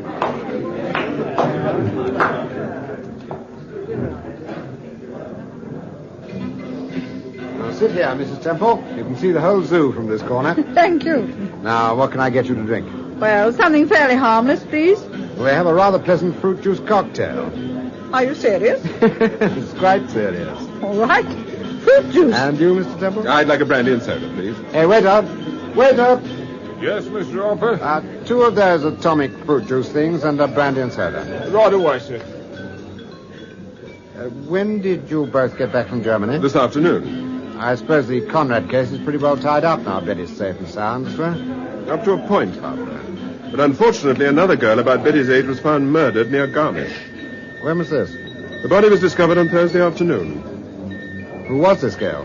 Her name was Gerda Holman. She came originally from Munich. You may have met her. Holman? No, I've never heard of her. But you know her employer, Madame Klein. She runs a dress shop in Garmisch. I don't recall a Madame Klein. Oh, surely. I saw you having tea with her one afternoon. Really, Mrs. Temple? I'm afraid you must be mistaken. The drinks, Mr. Harper. Oh, thank you, Bert. Put them on my account. Okay, sir. Oh, go on, Mrs. Temple. Try it.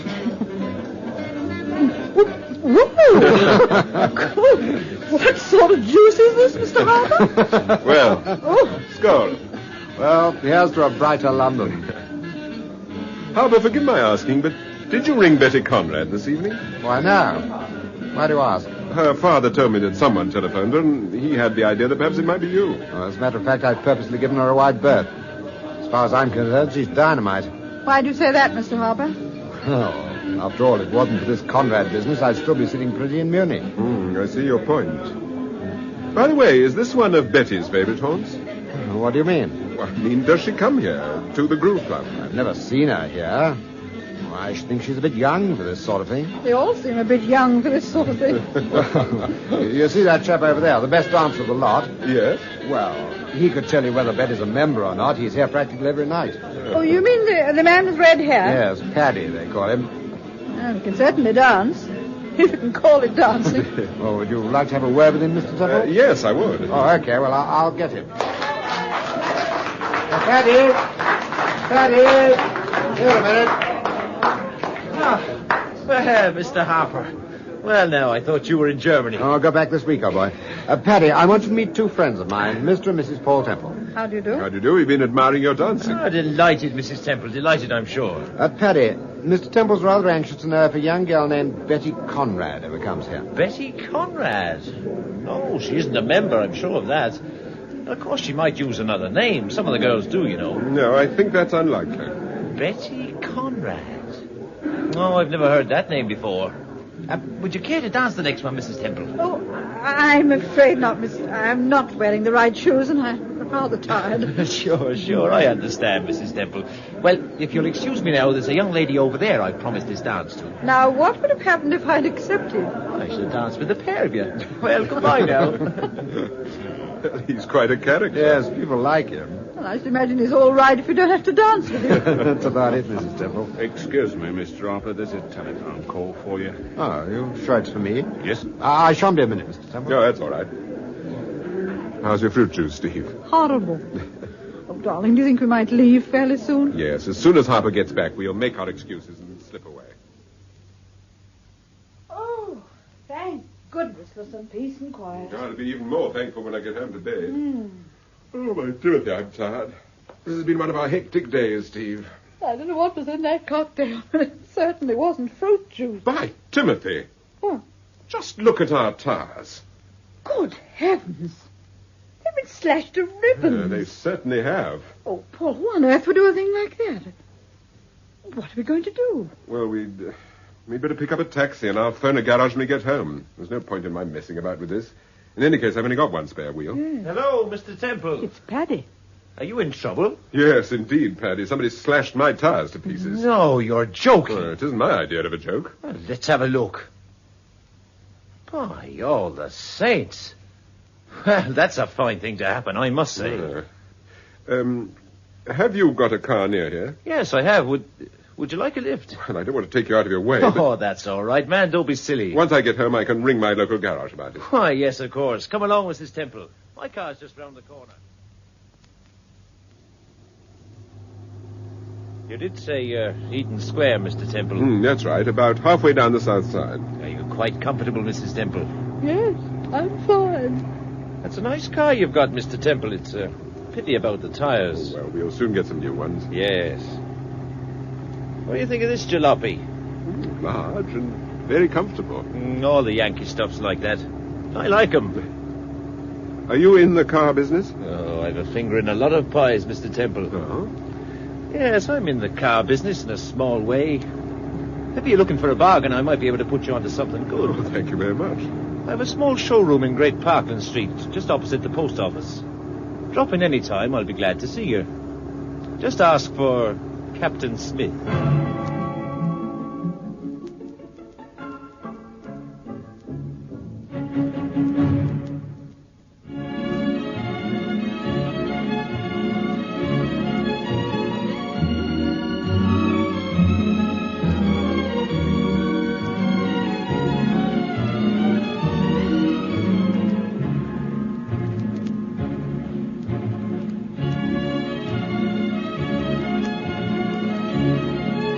part of Paul Temple was played by Peter Cook, and Steve by Marjorie Westbury. Sir Graham Forbes, Richard Williams, Herr Brechtschaft, Geoffrey Siegel, Mrs. Weldon, Virginia Winter, and Elliot France, James Thomason. Gerda, Hilda Schroeder, Madame Klein, Dorothy Holmes Gore, Dennis Harper, John Brining, Elsa, Countess Decker, Joan Matheson, and Dr. Conrad, Rolf Lefevre. Joyce and Fritz Gunther, Dorothy Smith and George Hagan, June Jackson, June Tobin, Captain Williams, John Bennett, Inspector Vosper, Hugh Manning, Inspector Digby, Peter Wilde, Paddy, alias Captain Smith, John Hollis, Betty Conrad, Jane Jordan Rogers, and Charlie, James Beattie. The Paul Temple serials are written by Francis Durbridge and produced by Martin C. Webster.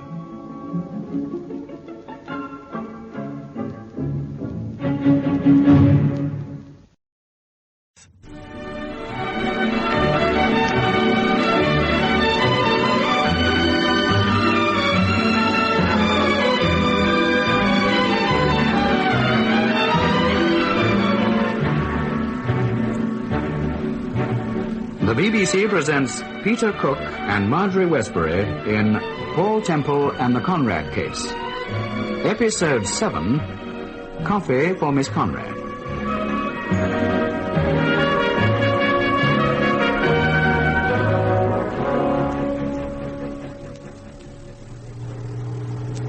I've got a small showroom in Great Park Street, just opposite the post office. Drop in any time, I'll be glad to see you. Just ask for Captain Smith. Captain Smith? That's right, Mrs. Temple. Everyone calls me Paddy because I'm Irish. I take it you're not in the service now, Captain Smith. No, I just keep the old title to remind me of the high times we used to have. And of course it's a help in the car business. It inspires confidence, if you see what I mean. Do they know you as Captain Smith at the Grove Club? Well, some of them know I'm called Smith, of course, but they all call me Paddy. Do you often go to the Grove? Well, yes, quite a bit. I enjoy it. The band's tip-top and I like the kids. Doesn't it ever get a bit too rowdy? Occasionally. But I don't mind a rough and tumble every now and then. Shakes up the old liver. I say, do you mind if I stop here for a minute? This is Berkeley Square, isn't it? Yes, I've got a little pied-à-terre over one of the office buildings and I've left my key. The caretaker will let me have a duplicate. Then I needn't trouble him again when I get back later on. You're very lucky to find a flat in Berkeley Square. Yes, I got it through a pal of mine. You can get anything, if you know the right people. So they tell me. I'll be back in a minute. So that's Captain Smith. Well, it seems harmless enough, darling. It's almost moronic. Don't you believe it? We've had 2 warnings from Joyce Gunther about Smith, and I'm inclined to take them seriously. Oh, perhaps you're right. Anyway, he does himself well. Berkeley Square. And the price of petrol doesn't seem to worry him. He's left the engine running. I wonder if there's a reason for that. Well, what possible reason could he have? I'm going to switch it off. Oh, what's the matter? I'm thinking about the plane and the time bomb. Someone obviously intended to put a time bomb on that plane, Steve, and they... Listen. Do you hear that ticking noise? It's the dashboard clock, surely. The clock stopped. Look, 6:20. Come on, Steve, get out, quickly. Yes. Come on, across the street. Right. Our friend Smith should have been back by now, and there's no sign of him. No. Look, here's a taxi. We might as well grab it and get home. Taxi! Where to, Governor? Eaton Square, please. Oh, what the blazes was that? Steve, look at the car. Just look at it. Oh, Paul.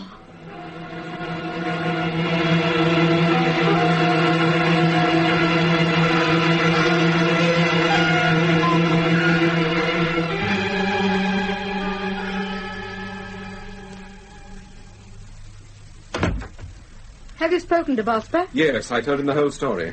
He's showing me some photographs tomorrow to see if I can identify our Irish friend. Oh, Paul, what a day. I believe it's the most exciting... Oh, no. It's probably Vosper again. Hello? Mr. Temple? Yes? This is Dr. Conrad. Oh, hello, Doctor. Is there any news of your daughter? Yes, she arrived home about 10 minutes ago. Oh, good. Have you any idea where she'd been? No, she won't tell me. She's in a very difficult mood, I'm afraid. She refuses to see you tomorrow morning. She says she won't go to Scotland Yard again. Ask her to come to the telephone, Doctor. Why, I don't think she will. Listen, Doctor. Tell her that Countess Decker is dangerously ill. All right, hold the line. Betty, Mr. Temple tells me that Countess Decker's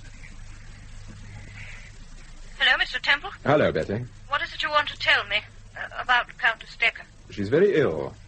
Someone tried to murder her this evening. Who? Who tried to murder her? Where is she? She's in London, but I'll answer all your questions tomorrow morning, Betty. No, I can't see you If tomorrow you're fighting shy of going to Scotland Yard again, I'll see you here in Eaton Square. I'll probably have some more news of Countess Decker by then. All right, Mr. Temple. Good. Tell your father to have you here by 10 o'clock. Good night. Good night. She's coming here tomorrow morning. Excuse me, sir. Inspector Vosper's here. Oh, come in, Vosper. You've certainly lost no time. My men checked the place in Berkeley Square. Your friend simply walked in at the front and out at the back. There's no top flat, and of course the caretaker had never heard of Captain Smith, or Paddy, or whatever he likes to call himself. That's pretty much what I expected. I had a quick look through our records for Captain Smith. There's a notorious character using that name. Huh? He's also known as Major Spaulding and Lord Wensley. Lord Wensley? Seems to be able to turn on English, Scots, or Irish background according to his fancy. What's his line? Drugs, smuggling, confidence stuff. Anything that pays off. I'll check his photograph tomorrow morning. Good. If it's the same man, we'd like to get our hands on him. Any news of Countess Decker? Yes. She had an emergency operation and she's on the danger list. But they think there's a chance. Oh, by the way, I phoned Munich and passed the word on to Breckshaft about her. I'm sure Herr Breckshaft will be interested. Yes. Well, he's over here tomorrow and he's calling round to see you. Oh, good. And now, Inspector, I insist that you have a drink. And, Steve, I insist that you go to bed, darling. All right, Paul. Good night, Inspector. Good night, Mrs. Temple.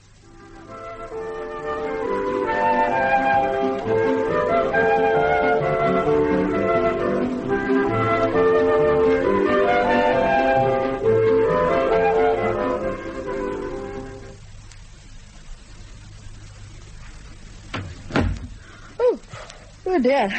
I was nearly asleep. Has the inspector gone? Yes, he's just left. Paul, do you think this man Smith is the man behind the whole case? The disappearance of Betty Conrad, the murder of Gerda Holman, the attempt on the Countess? He's deeply involved, there's no doubt about that.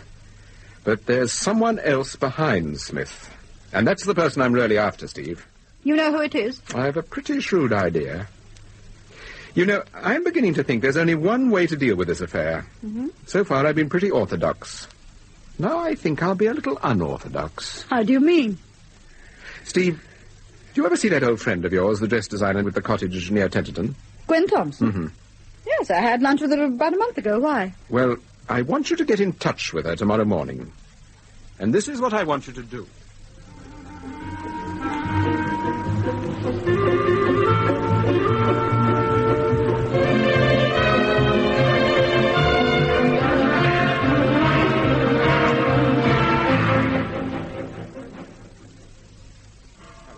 Everything all right? Yes, I phoned Gwen. Everything's fixed. Uh-huh. Oh, I think this is Betty Conrad and her father now. All right, I'll leave you. Now, the coffee's ready in the percolator there. Good. Now, I'll be in the drawing room if you want me. All right, darling. Dr. Conrad, sir. Oh, come in, Doctor. Good morning. This is my daughter, Betty. Oh, hello, Betty. Come and sit down over here. I've had some news of your friend, Countess Decker. Oh, well, is she... She came round through the operation remarkably well. What have they found out yet? Who tried to kill her? Not yet. That's one of the things I want to talk to you about. I know nothing about it. Dr. Conrad, I'd rather like to talk to Betty alone, if you don't mind. But I've told you I've nothing to say. Now, listen, young lady. You may have nothing to say to me, but I have an awful lot to say to you. And if you don't listen to me, I think you'll be sorry. Very sorry. All right. Stay. Good. I'll be at Harley Street, Betty. Good morning, Mr. Temple. I'm very grateful to you. No, I'm grateful to you, Doctor, for bringing your daughter to see me. Goodbye. Goodbye. I haven't the slightest intention of telling you what happened to me. I know what happened to you. Do? Yes, I do. Come on, here's your coffee. No, thank you. Oh, dear, you are in a difficult mood. Don't you like coffee? Yes, I do, but... Well, come on, then. Here you are. Thank you. Could I have a little sugar? Yes, of course. Help yourself. Now, I'm not going to ask you a lot of questions about why you suddenly disappeared from Mrs. Weldon's. I didn't dislike the school, if that's what you're thinking. No, that's not what I'm thinking. I'm more interested in what you can tell me about Gerda Holman. Gerda Holman? Yes. I don't know anyone of that name. You sure? She worked at a dress shop in Garmisch. She was found murdered the day before yesterday. But I've never heard of her. All right, then you've never heard of her. It was very nice of you to be so concerned about Countess Decker. Is she a great friend of yours? I went to her house several times. She used to invite the girls from the school. Yes, I know, but was she a particular friend of yours? No. And yet you seemed very upset when I told you that she'd been shot. Well, naturally, Were you upset because the Countess had been shot, or because you thought you knew who had shot her? I don't know what you're talking about, Mr. Temple. All right. Well, let's go back to Gerda Holman. But I've told you I've never heard of Gerda Holman. But you saw her when you went to Madame Klein's to order your coat. Madame Klein, I tell you, I don't know any of these people. No? No. We found a card from her in your room saying that the coat was ready.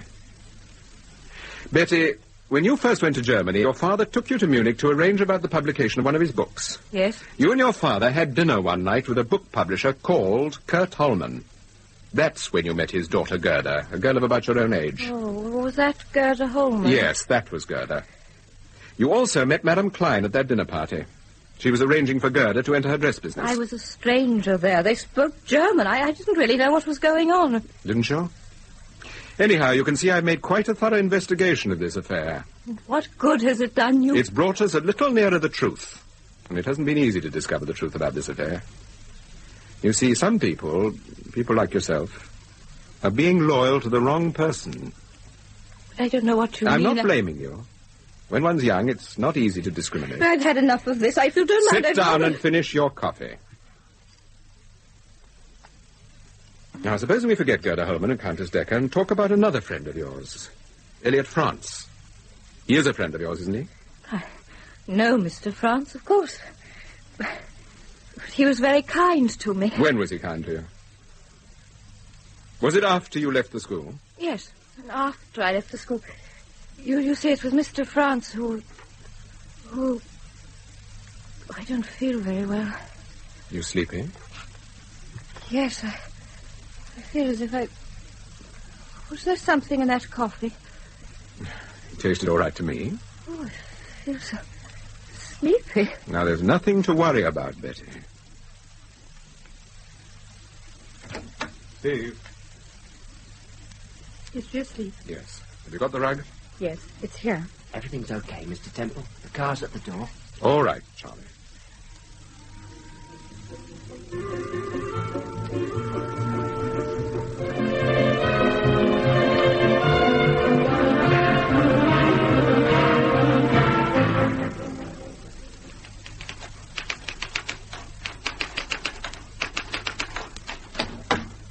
Oh, Steve, I didn't expect you back yet. I was lucky. The roads are very clear. Was everything all right? Perfect, no trouble at all. Did she recover consciousness? Yes, just as we got her into the cottage. Gwen and I talked to her. We assured her she was perfectly all right and there was nothing to worry about. How did she take it? I think she'll be all right, Paul. You've explained everything to Gwen. I gave her a rough idea of what the poor girl's been through. She'll take care of her. And if there's any difficulty, I told her to telephone us. Good. Well, I suppose I'd better finish this letter.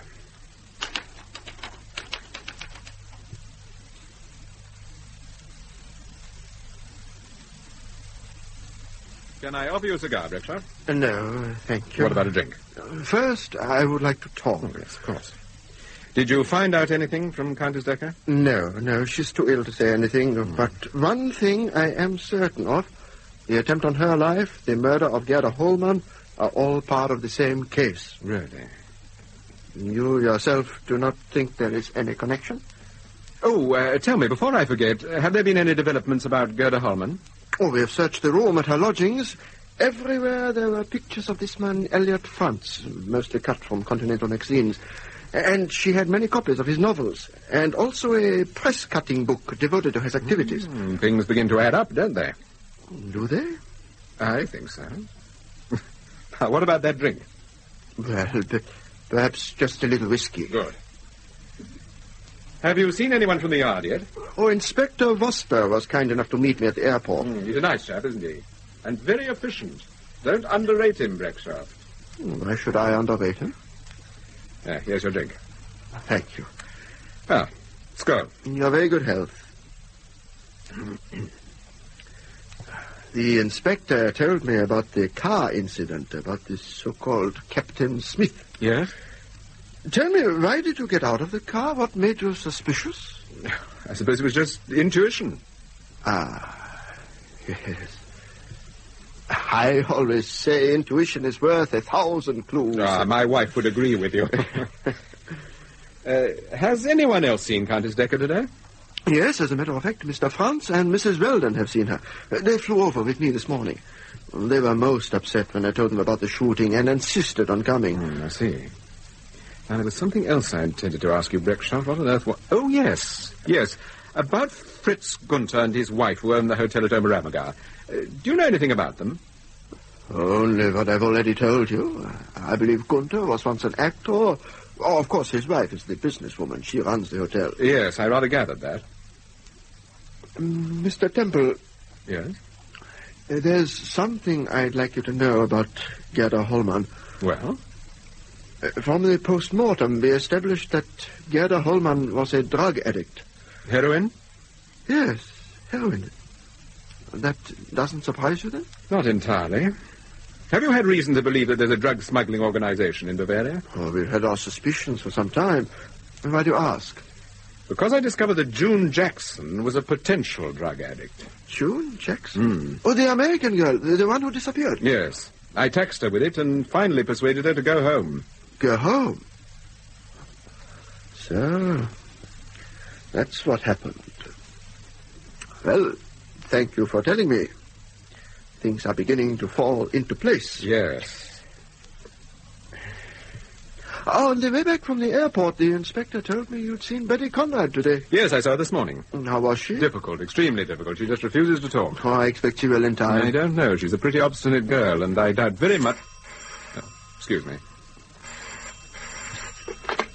Paul Temple speaking. This is Dr. Conrad. Oh, hello, Doctor. I'm very anxious about Betty. She hasn't returned home yet. She left here about 12 o'clock. 12 o'clock? That's extraordinary. I just don't understand. Look, Conrad, don't worry. Give her until 8 o'clock, then if she hasn't turned up, ring me again. Yes, all right, Temple. I'll ring you again later. Goodbye. Goodbye. Well, it rather looks as if Betty Conrad's disappeared again. Again? I'm glad she's not my daughter. Yes. Well, we shall see what happens. There's a meeting tonight, isn't there, at Scotland Yard? Yes, at 6 o'clock. Oh, are you going to be there? Sir Graham's asked me, but I don't know whether I shall make it or not. Oh, it might be a very good idea if you could. After all, it was you that Countess Decker telephoned just before she was shot. Yes. Well, I'll try. Well, I must be off. Thank you for the drink. Not at all. Goodbye, Breckshaft. See you later, perhaps.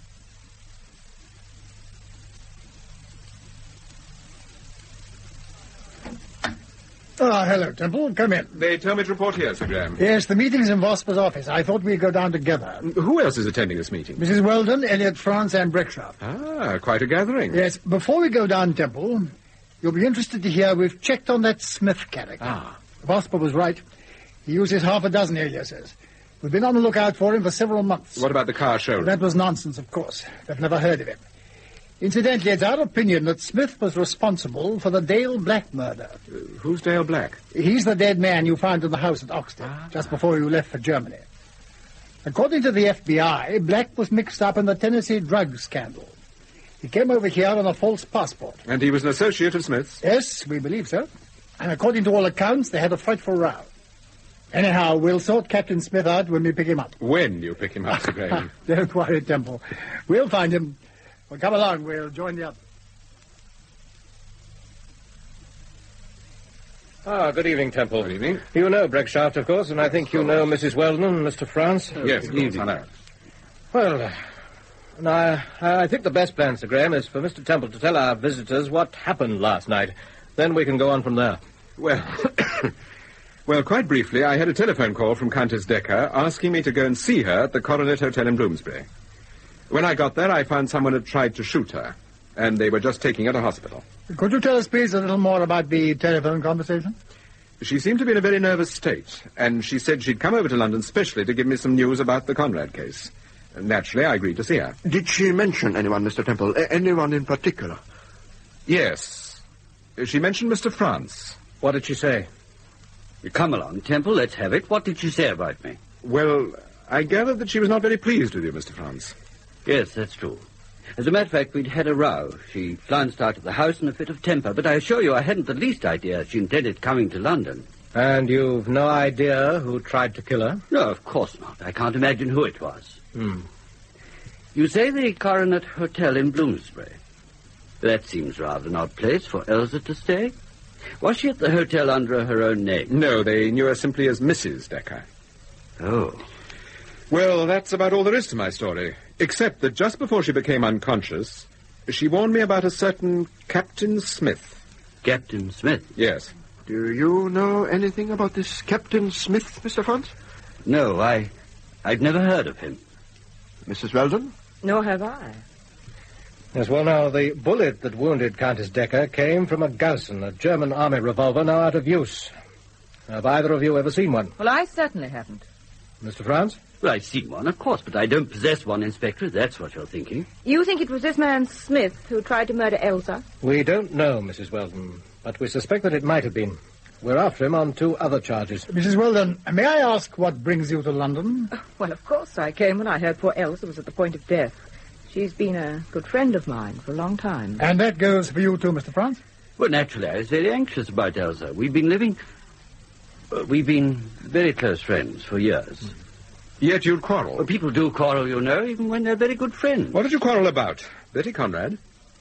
Why should we quarrel about Betty Conrad? Because Betty was rather fond of you. Oh, it was just a schoolgirl crush, nothing else. I certainly didn't take it seriously. But did Countess Decker take it seriously? Perhaps. Well, come in. Sorry to interrupt you, sir, but this message is urgent. Oh, thank you. Oh, that's all right, Sergeant. Thank you, sir. Well, this is a message from the hospital. Countess Decker's recovered consciousness. She's asking for Mr. France. I'll go round at once. I'd like to come with you, Elliot. One of my men will drive you to the hospital. There's no need for that. We can easily pick up a cab. I'm sorry, sir. I'd like someone to be with you. If Countess Decker's very much better, she may wish to make a statement. Yes, of course. I hadn't thought of that.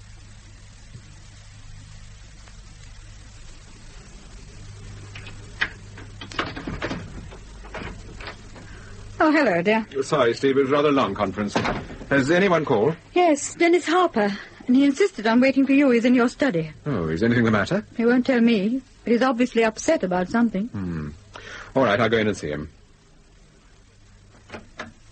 Sorry to have kept you so long, Harper. Oh, that's all right. I hope you didn't mind my waiting. No, not at all. My wife seems to think you've got something on your mind. Well, yes, I have. I read about that bomb explosion in this morning's paper.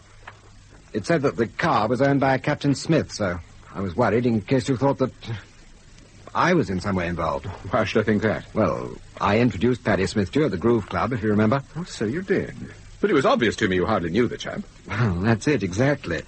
He's just one of those chaps you bump into every now and again. You know how it is. Yes, of course. The police are pretty hot on his tail, anyway. Is there anything else? Well, yes, there is. Go on. I telephoned Dr. Conrad's house this evening to see if there was any chance of seeing Betty. I spoke to her father. He said she'd disappeared again. Well, certainly no one seems to know where she is at the moment, but there's no need for you to upset yourself. I don't know about that. I mean, she disappears while I'm in Germany, and now I'm back in England, she disappears again. Well? Well, the police are bound to think I'm concerned in some way or other. I can reassure you on that point. I've just come back from a session at Scotland Yard. Your name was hardly mentioned. Oh, excuse me. Hello? This is Dennis Harper, Mr. Temple. I'd like a word with you. Just hold on a minute, will you? This is rather interesting. You appear to be on the telephone. What do you mean? Precisely what I say. You appear to be on the telephone. But I don't understand. Oh, wait a moment. Sorry, Harper, I had a glass in my hand. What can I do for you? Can I see you this evening? It's rather important. Yes, I should be delighted to see you. I want to talk to you about the disappearance of Betty Conrad and the murder of Gerda Holman. You suggest the time and place, and I'll meet you, Harper. I'm down at Barnes. All right, I'll meet you there. I have to see someone at a small factory on the river, on the north side, about 100 yards below Barnes Bridge. It's a firm called Ryder and Taylor. Ryder and Taylor? Yes, they're paper merchants. Could you meet me there, say at 12 o'clock? I don't see why not. Use the side entrance in Feltham Road. All right, I'll try and be there. And don't mention this to anyone, please. Oh, I wouldn't dream of it. Goodbye. Goodbye. No, that's the first time I've ever had a telephone conversation with a man who was in the same room with me.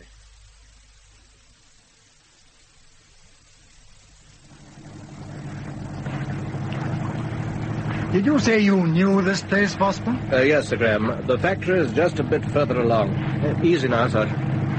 The man on the phone told me to use the Fulton Street entrance, so I doubt if he'd expect us to approach from the river. All right. Just about here, Sergeant.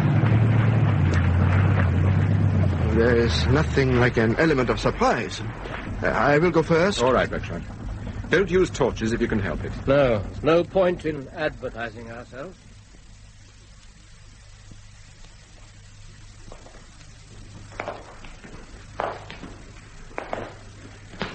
The place seems to be empty, Vosper.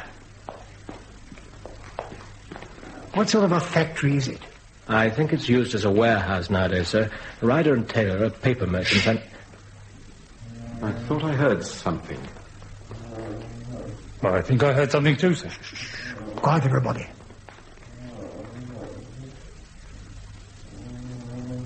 I think it's coming from over there.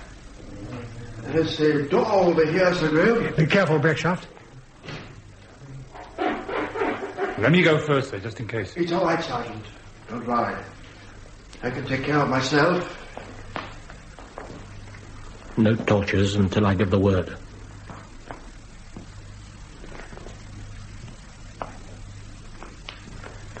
All right. We better have some light now. Inspector, there's a man over here, sir.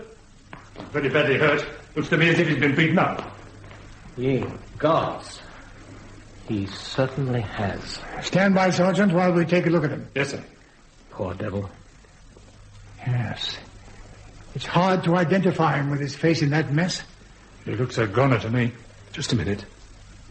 I think I recognize that suit. Yes, he was wearing it last night. It's Captain Smith.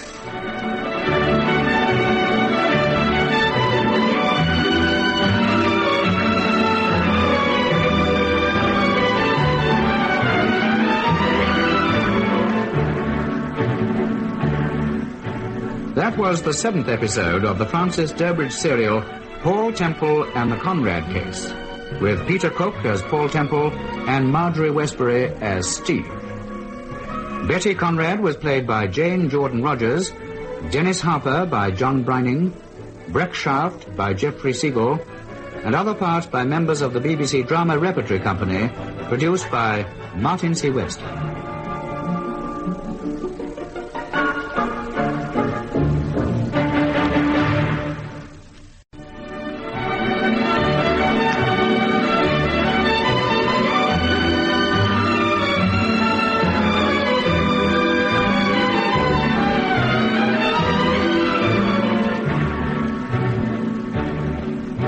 The BBC presents Peter Cook and Marjorie Westbury in Paul Temple and the Conrad Case. The final episode, Person Unknown.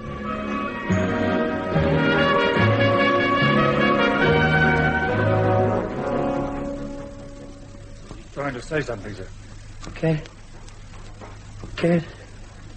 Doctor? Yes, all right, Smith.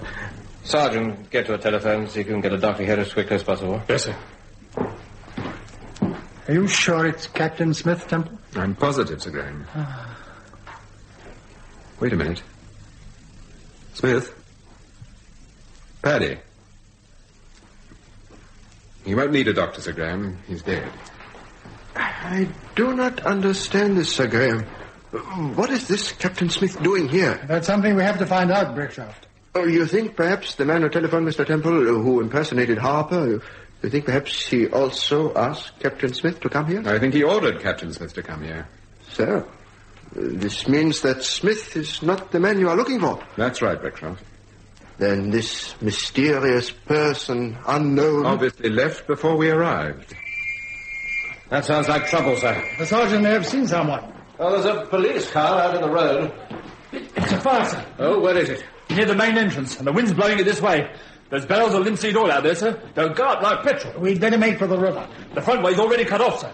Had a devil of a job getting back. Then come on. We'll go back the way we came. And what about Smith? We'll just have to leave it. Lead the way, Sergeant. This smoke's getting worse. Yes. Keep close behind. Quickly, everybody.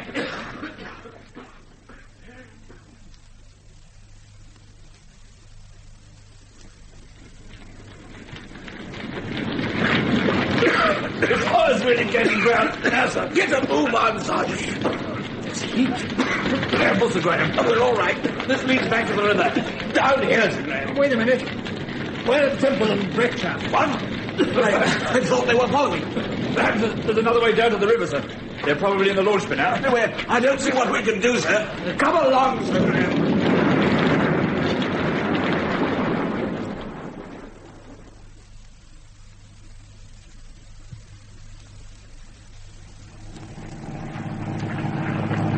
I had to take the launch out into midstream, sir. It was too dangerous there. Yes, all right, Sergeant. There's Temple. On the roof. With Breckshire. Well, they can't stay up there long. They'll have to jump for us. Have you got a megaphone on board, Sergeant? Yes, sir. Well, give it to me. Temple! Can you see us? Temple! Yes, he's waving, Sir Graham. You'll have to jump for it. You'll have to jump into the river. We'll stand by, Temple.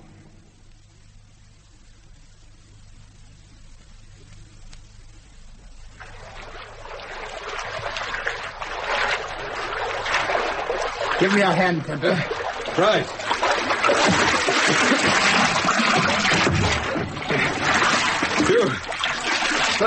Thank you, Sir Graham. What on earth happened, Joe? Oh, we lost sight of you. We turned through a sort of tunnel and the fire was right ahead. We had no choice. We had to go up on the roof. Well, thanks to Sir Graham and to Inspector Westbury, we are safe, Mr. Temple. Yes, if a trifle wet. Yes, but I shouldn't have liked anything to have happened to you. Well, thank you, Breckshaft. I shouldn't have liked anything to have happened to you, either.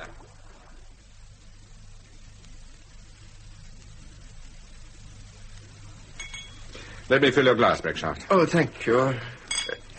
Just a little. Are you sure you feel all right, Paul? Don't worry, darling. I've had a hot bath and 3 whiskies. All the same, it was a pretty grim business. Oh, Paul, Dr. Conrad telephoned. No? He said there was still no news of Betty. It's very strange that this girl should disappear again. Yes. I suppose it's possible that whoever impersonated Harper to you, Mr. Temple, may have done the same to Betty Conrad. Yes, that's quite possible. Have you no idea who this man might be? I have a very good idea. You have? Yes, I think it's Fritz Gunther. But what makes you suspect Gunther, Mr. Temple? And I made some inquiries about him at various studios and theatres. Before he became a straight actor, he used to tour the music halls as an impersonator. Oh, that explains quite a lot. But what about the Bavarian accent of his? Well, that was part of his act. He rarely spoke English perfectly. Yes, but what makes you think he's in this country? Well, I haven't actually seen him, but I know he comes here quite frequently. He still acts in films, then? No, he's after bigger money, Sir Graham. I suspect that he's an agent for an organisation concerned with drug smuggling and blackmail. Am I right, Breckshaft?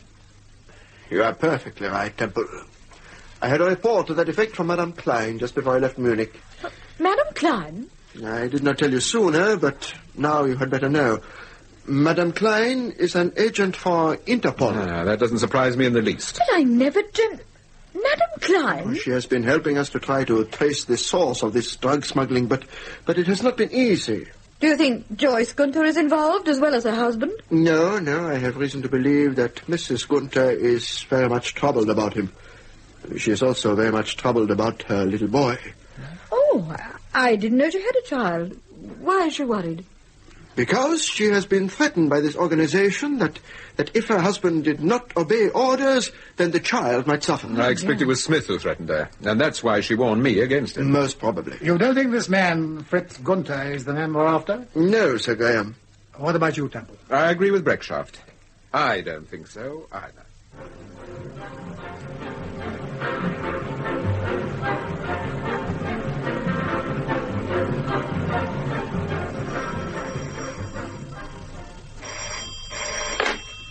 Hello? Is that you, Temple? Oh, hello, Vasper. What's new? Fritz Gunther is staying at a hotel in Knightsbridge. I've got 2 men tailing him. Good. You think we'll be able to pull him in soon? Yes, I do. On a murder charge. Murder charge? Yes. The murder of Gerda Holman. I see. All right, I'll keep in touch. Goodbye. Goodbye. Morning papers. Oh, thank you, Charlie. Remember what I told you yesterday about keeping an eye on the door? That still goes. You bet, Mr. Temple. Don't worry. I'll be on the job. Good. They've got the whole story, Paul. Betty Conrad finishing school in Bavaria, Harley Street, psychiatrist. I wonder who on earth managed to get the story. It says it's by the Daily News crime reporter, a man called Howard Ross. Oh. Let me have a look, Steve. Yeah. He's a bit hazy on facts, but he's made some pretty good guesses. And he's got pictures of practically everybody, including poor Mrs. Weldon. Yeah, so he has. By Timothy, that's a terrible picture of Breckshaw. Yeah, but the one of you isn't so hot either. No, it certainly isn't. You know, I don't agree with you, Steve. What do you mean? His facts are pretty good, considering. He's got the whole story, the Countess, the attempted murder. Mm-hmm. He even mentions Elliot France. Mr. Harper, sir. Oh, come in, Harper. Good morning, Mrs. Temple. Good morning, Mr. Harper. Paul, remember, I've got a hair appointment. I shall see you later. All right, darling. Excuse me rushing away like this, Mr. Harper. Yes, of course, Mrs. Temple. You sent for me? Yes, I did. Well? Harper, we're coming to the end of this case, and it isn't going to be a very happy ending as far as you're concerned. I don't follow you. How long have you known Howard Ross? Howard Ross? The crime reporter on the Daily News. I don't know what you're talking about. Look, Harper, I've known Ross for years. He's a first-class journalist and a man of integrity. I've only got to pick that telephone up. I've nothing to do with that newspaper story, Temple. No? Funny. There's a photograph of everyone concerned in this affair splashed right across the front page. A photograph of everyone. Except you. That was part of the arrangement, wasn't it? No, it wasn't. That was just a coincidence. I'm going to the office. Sit down. Look here, Temple, you can't threaten me. Sit down. What is it you want? How long have you been taking drugs? Taking drugs? You must be out of your mind. You think I can't recognize the symptoms after all these years? You're bluffing. You've got no proof. Haven't I? Your friend Paddy, Captain Smith, died last night. I know that. Before he died, he talked. Quite a lot. Good heavens, Temple, you know Smith. You know what a liar the man was. A dying man doesn't usually tell lies. You know, Harper, unless you cooperate with us, you're liable to find yourself facing a murder charge. What the devil are you talking about? I'm talking about the murder of Gerda Holman. I had nothing to do with the Holman murder. But you know who had, don't you? Yes, but... Well, go on. I think it was Fritz Gunther. Thank you. Now, if you take my advice, you'll see Inspector Vosper and make a complete statement. I can think of pleasanter ways of committing suicide. No, we'll take care of you until we pick up the person behind all this. The person you're frightened of. You'll never do that, Temple. What makes you so sure? Because you don't know who you're after. Take a look at this newspaper. You see these photographs on the front page? Yes. Well, that's the person I'm after, Harper. Am I right? Yes. Now, perhaps you'll come to Scotland Yard with me and make a statement.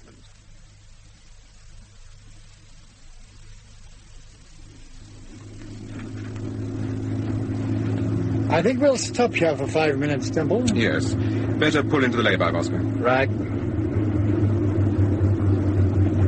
Now, Bosman, let's make sure we've got the details right. You say you've seen the manager of the hotel at Pangbourne. Everything's laid on. Yes, Sir Graham, everything. I tested the microphones myself. They'll pick up every word. Did you tell the hotel manager exactly what was happening? Well, I had to confide in him to a certain extent. I'm pretty sure he's trustworthy. Right. Well, how are we for time, Bosman? We've about an hour to go, sir. And we're about 20 minutes from the hotel, I should say. And then I think perhaps we'd better get moving, just in case our friend decides to arrive early. Yes, that might be a little awkward, to say the least.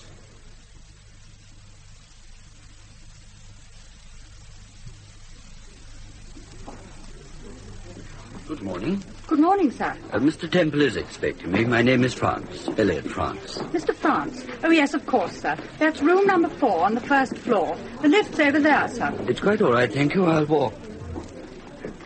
Where can I telephone, please? There's a box just outside the smoke room. Oh, thank you. Good morning, sir. I have an appointment with a Mr. Temple. Oh, yes. Can I have your name, please? Then I'll phone Mr. Temple and see... There's no need to phone Mr. Temple. He is expecting me. My name is Breckshaft. Very well, sir. It's on the first floor, room number 5. Number 5. Thank you.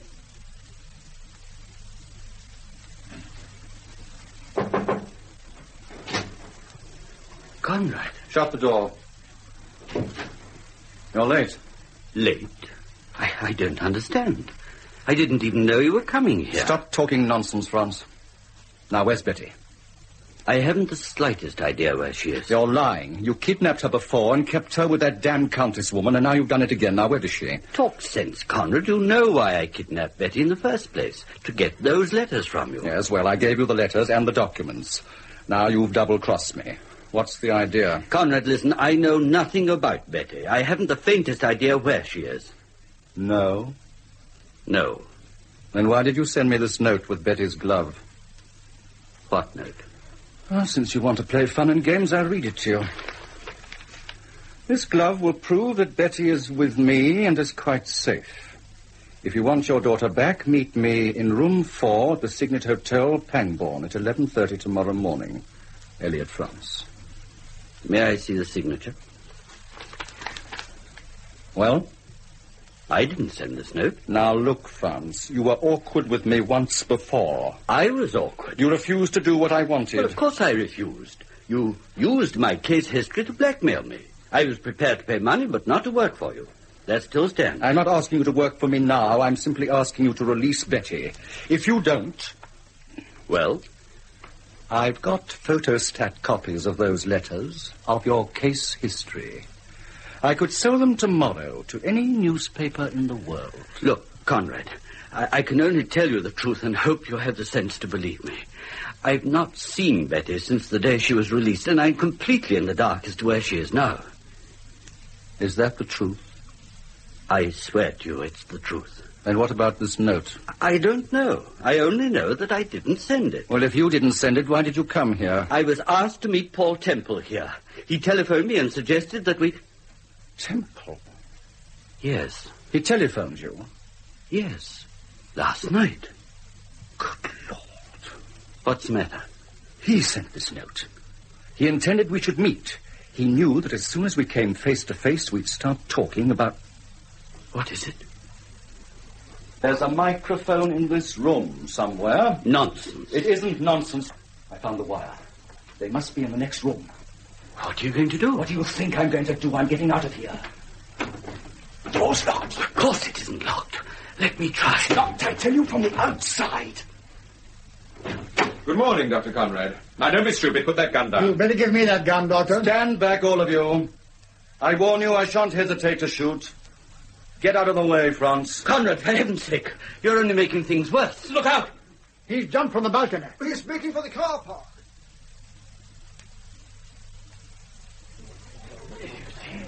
He's doubled back into the road. Hey, Weston, stop him. Charles, where's his car? Over there, near the entrance.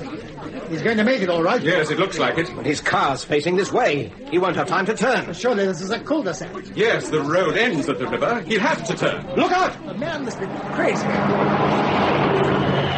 find himself in the woods. He's hit the bank. He's gone over the top, boss.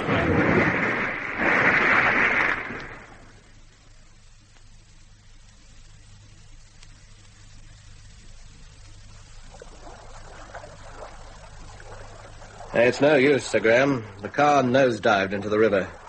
The bonnet's wedged deep into the mud. If the impact didn't kill him, he's drowned by now. We've got to make sure, Vosper. All right. Wind her in. The diver's fastened the cable to the car. Should be coming up any minute now. Did your man phone for a doctor, Vosper? Yes. Should have been here by now. Easy. Up she comes. All right now. Steady. Well, there it is. Conrad's still in the driving seat. Not exactly a pretty sight. No. You know the drill, Vosper. Yes, sir. Come along, Temple. Let's leave them to it.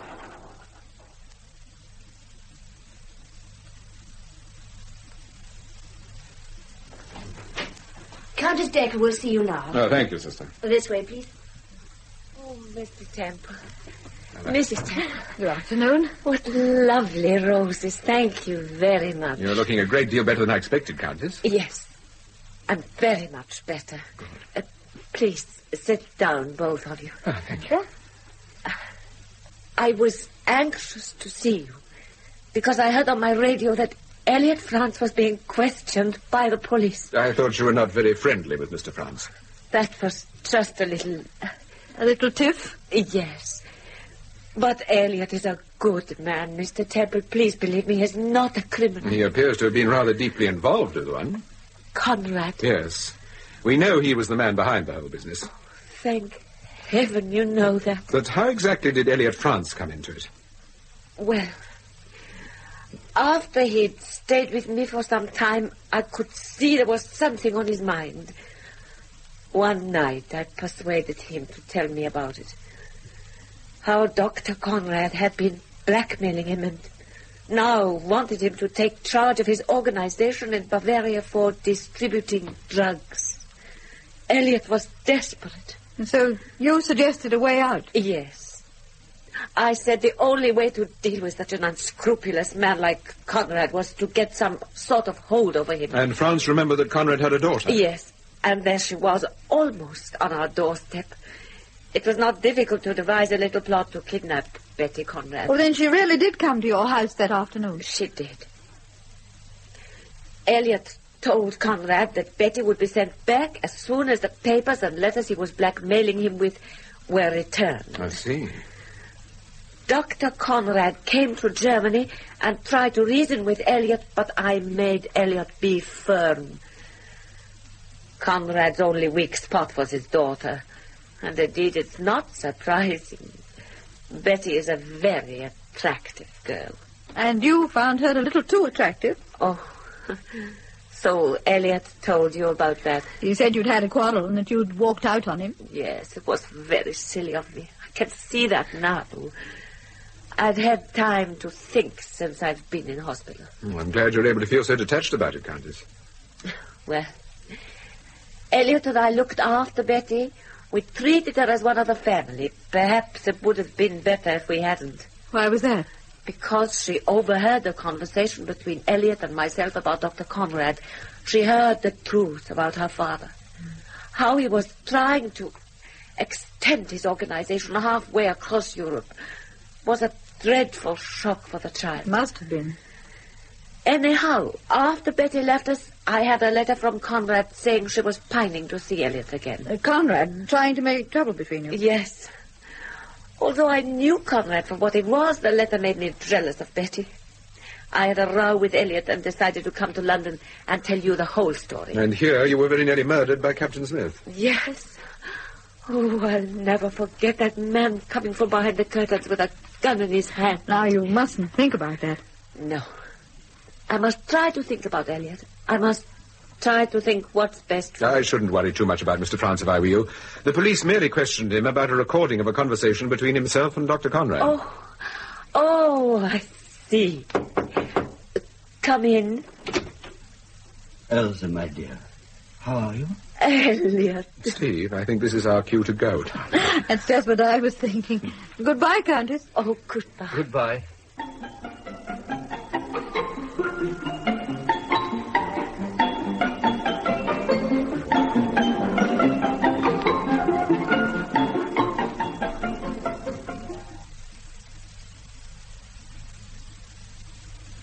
Would you like a light, Sir Graham? Your cigar seems to be... No, it's fine, Temple. And I'm very comfortable. Well, my word, it's been quite a day. Yes, and I cannot tell you how grateful I am to you, Sir Graham, and Mr. Temple, of course. We were getting very concerned in Munich about the drug traffic. Well, now you can get concerned about the Gerda Holman murder.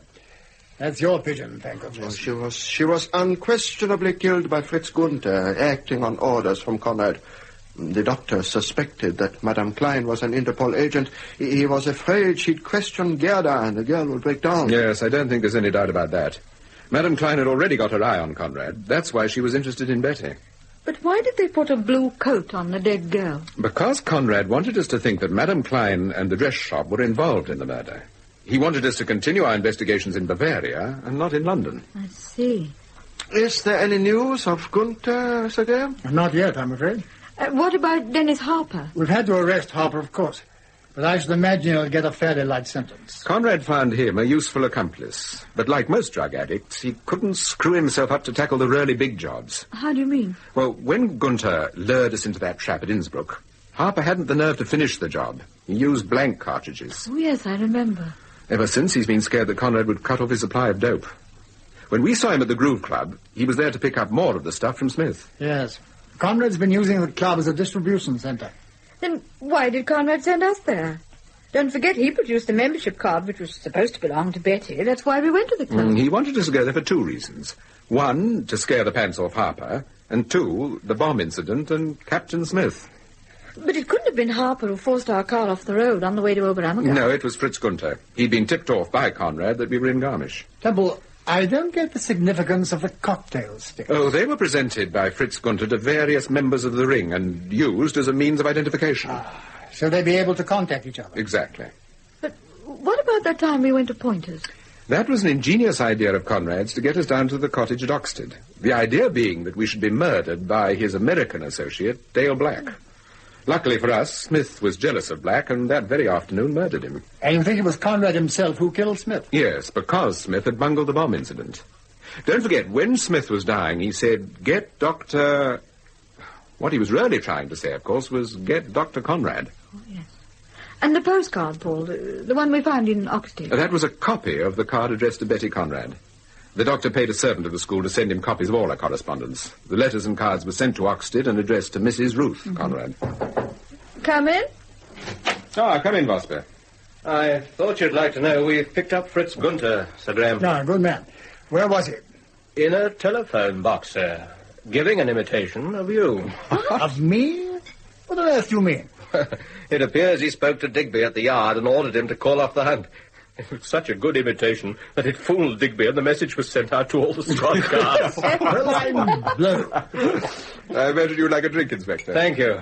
A very large whiskey. Paul, there's just one more question. No more questions, please.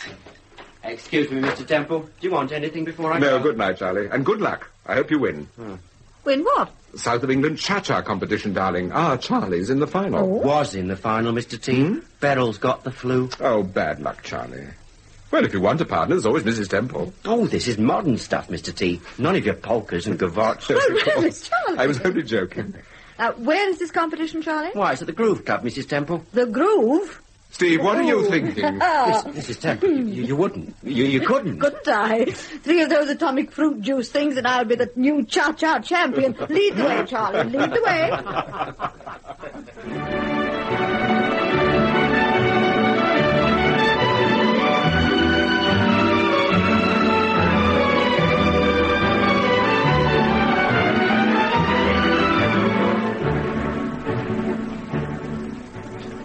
That was the last episode of Paul Temple and the Conrad Case. The part of Paul Temple... There's only one way to deal with this affair. So far, I've been orthodox. Now, I'm going to be a little unorthodox. Was played by Peter Cook. Steve... But how could Betty Conrad possibly have got back to England without remembering anything? Was played by Marjorie Westbury. Sir Graham Forbes... I tell you, Temple, Betty Conrad's here now in my office, sitting opposite me. Played by Richard Williams. Herr Breckschaft. I did not tell you sooner, but now I think you'd better know Madame Klein is an agent for Interpol. Was played by Geoffrey Siegel. Elsa, Countess Decker. You don't appear to be making much progress, Mr. Temple. What on earth can have happened to the poor child? Was played by Joan Matheson. Elliot France. I was very anxious about Elsa, naturally. We've been very close friends for years. Played by James Thomason. Mrs. Weldon. Well, naturally I came and I heard that poor Elsa was at the point of death. Played by Virginia Winter. Dennis Harper. I tell you, I had nothing to do with the Holman murder. You know perfectly well I hadn't. Was played by John Brining. Inspector Vosper. Yes, it's all arranged, Sir Graham. I've 2 men tailing him. Played by Hugh Manning. Charlie. Now, rock and roll won't be your cup of tea, Mrs. Temple. It's more for young people. James Beattie. Dr. Conrad. I've got photostat copies of those letters, of your case history. I could sell them tomorrow to any newspaper in the world. Was played by Rolf Lefevre. Other parts were played by Frank Partington, Peggy Gow, John Hollis, Sheila Grant, and John Bennett. The Paul Temple serials are written by Francis Durbridge and produced by Martin C. Webster.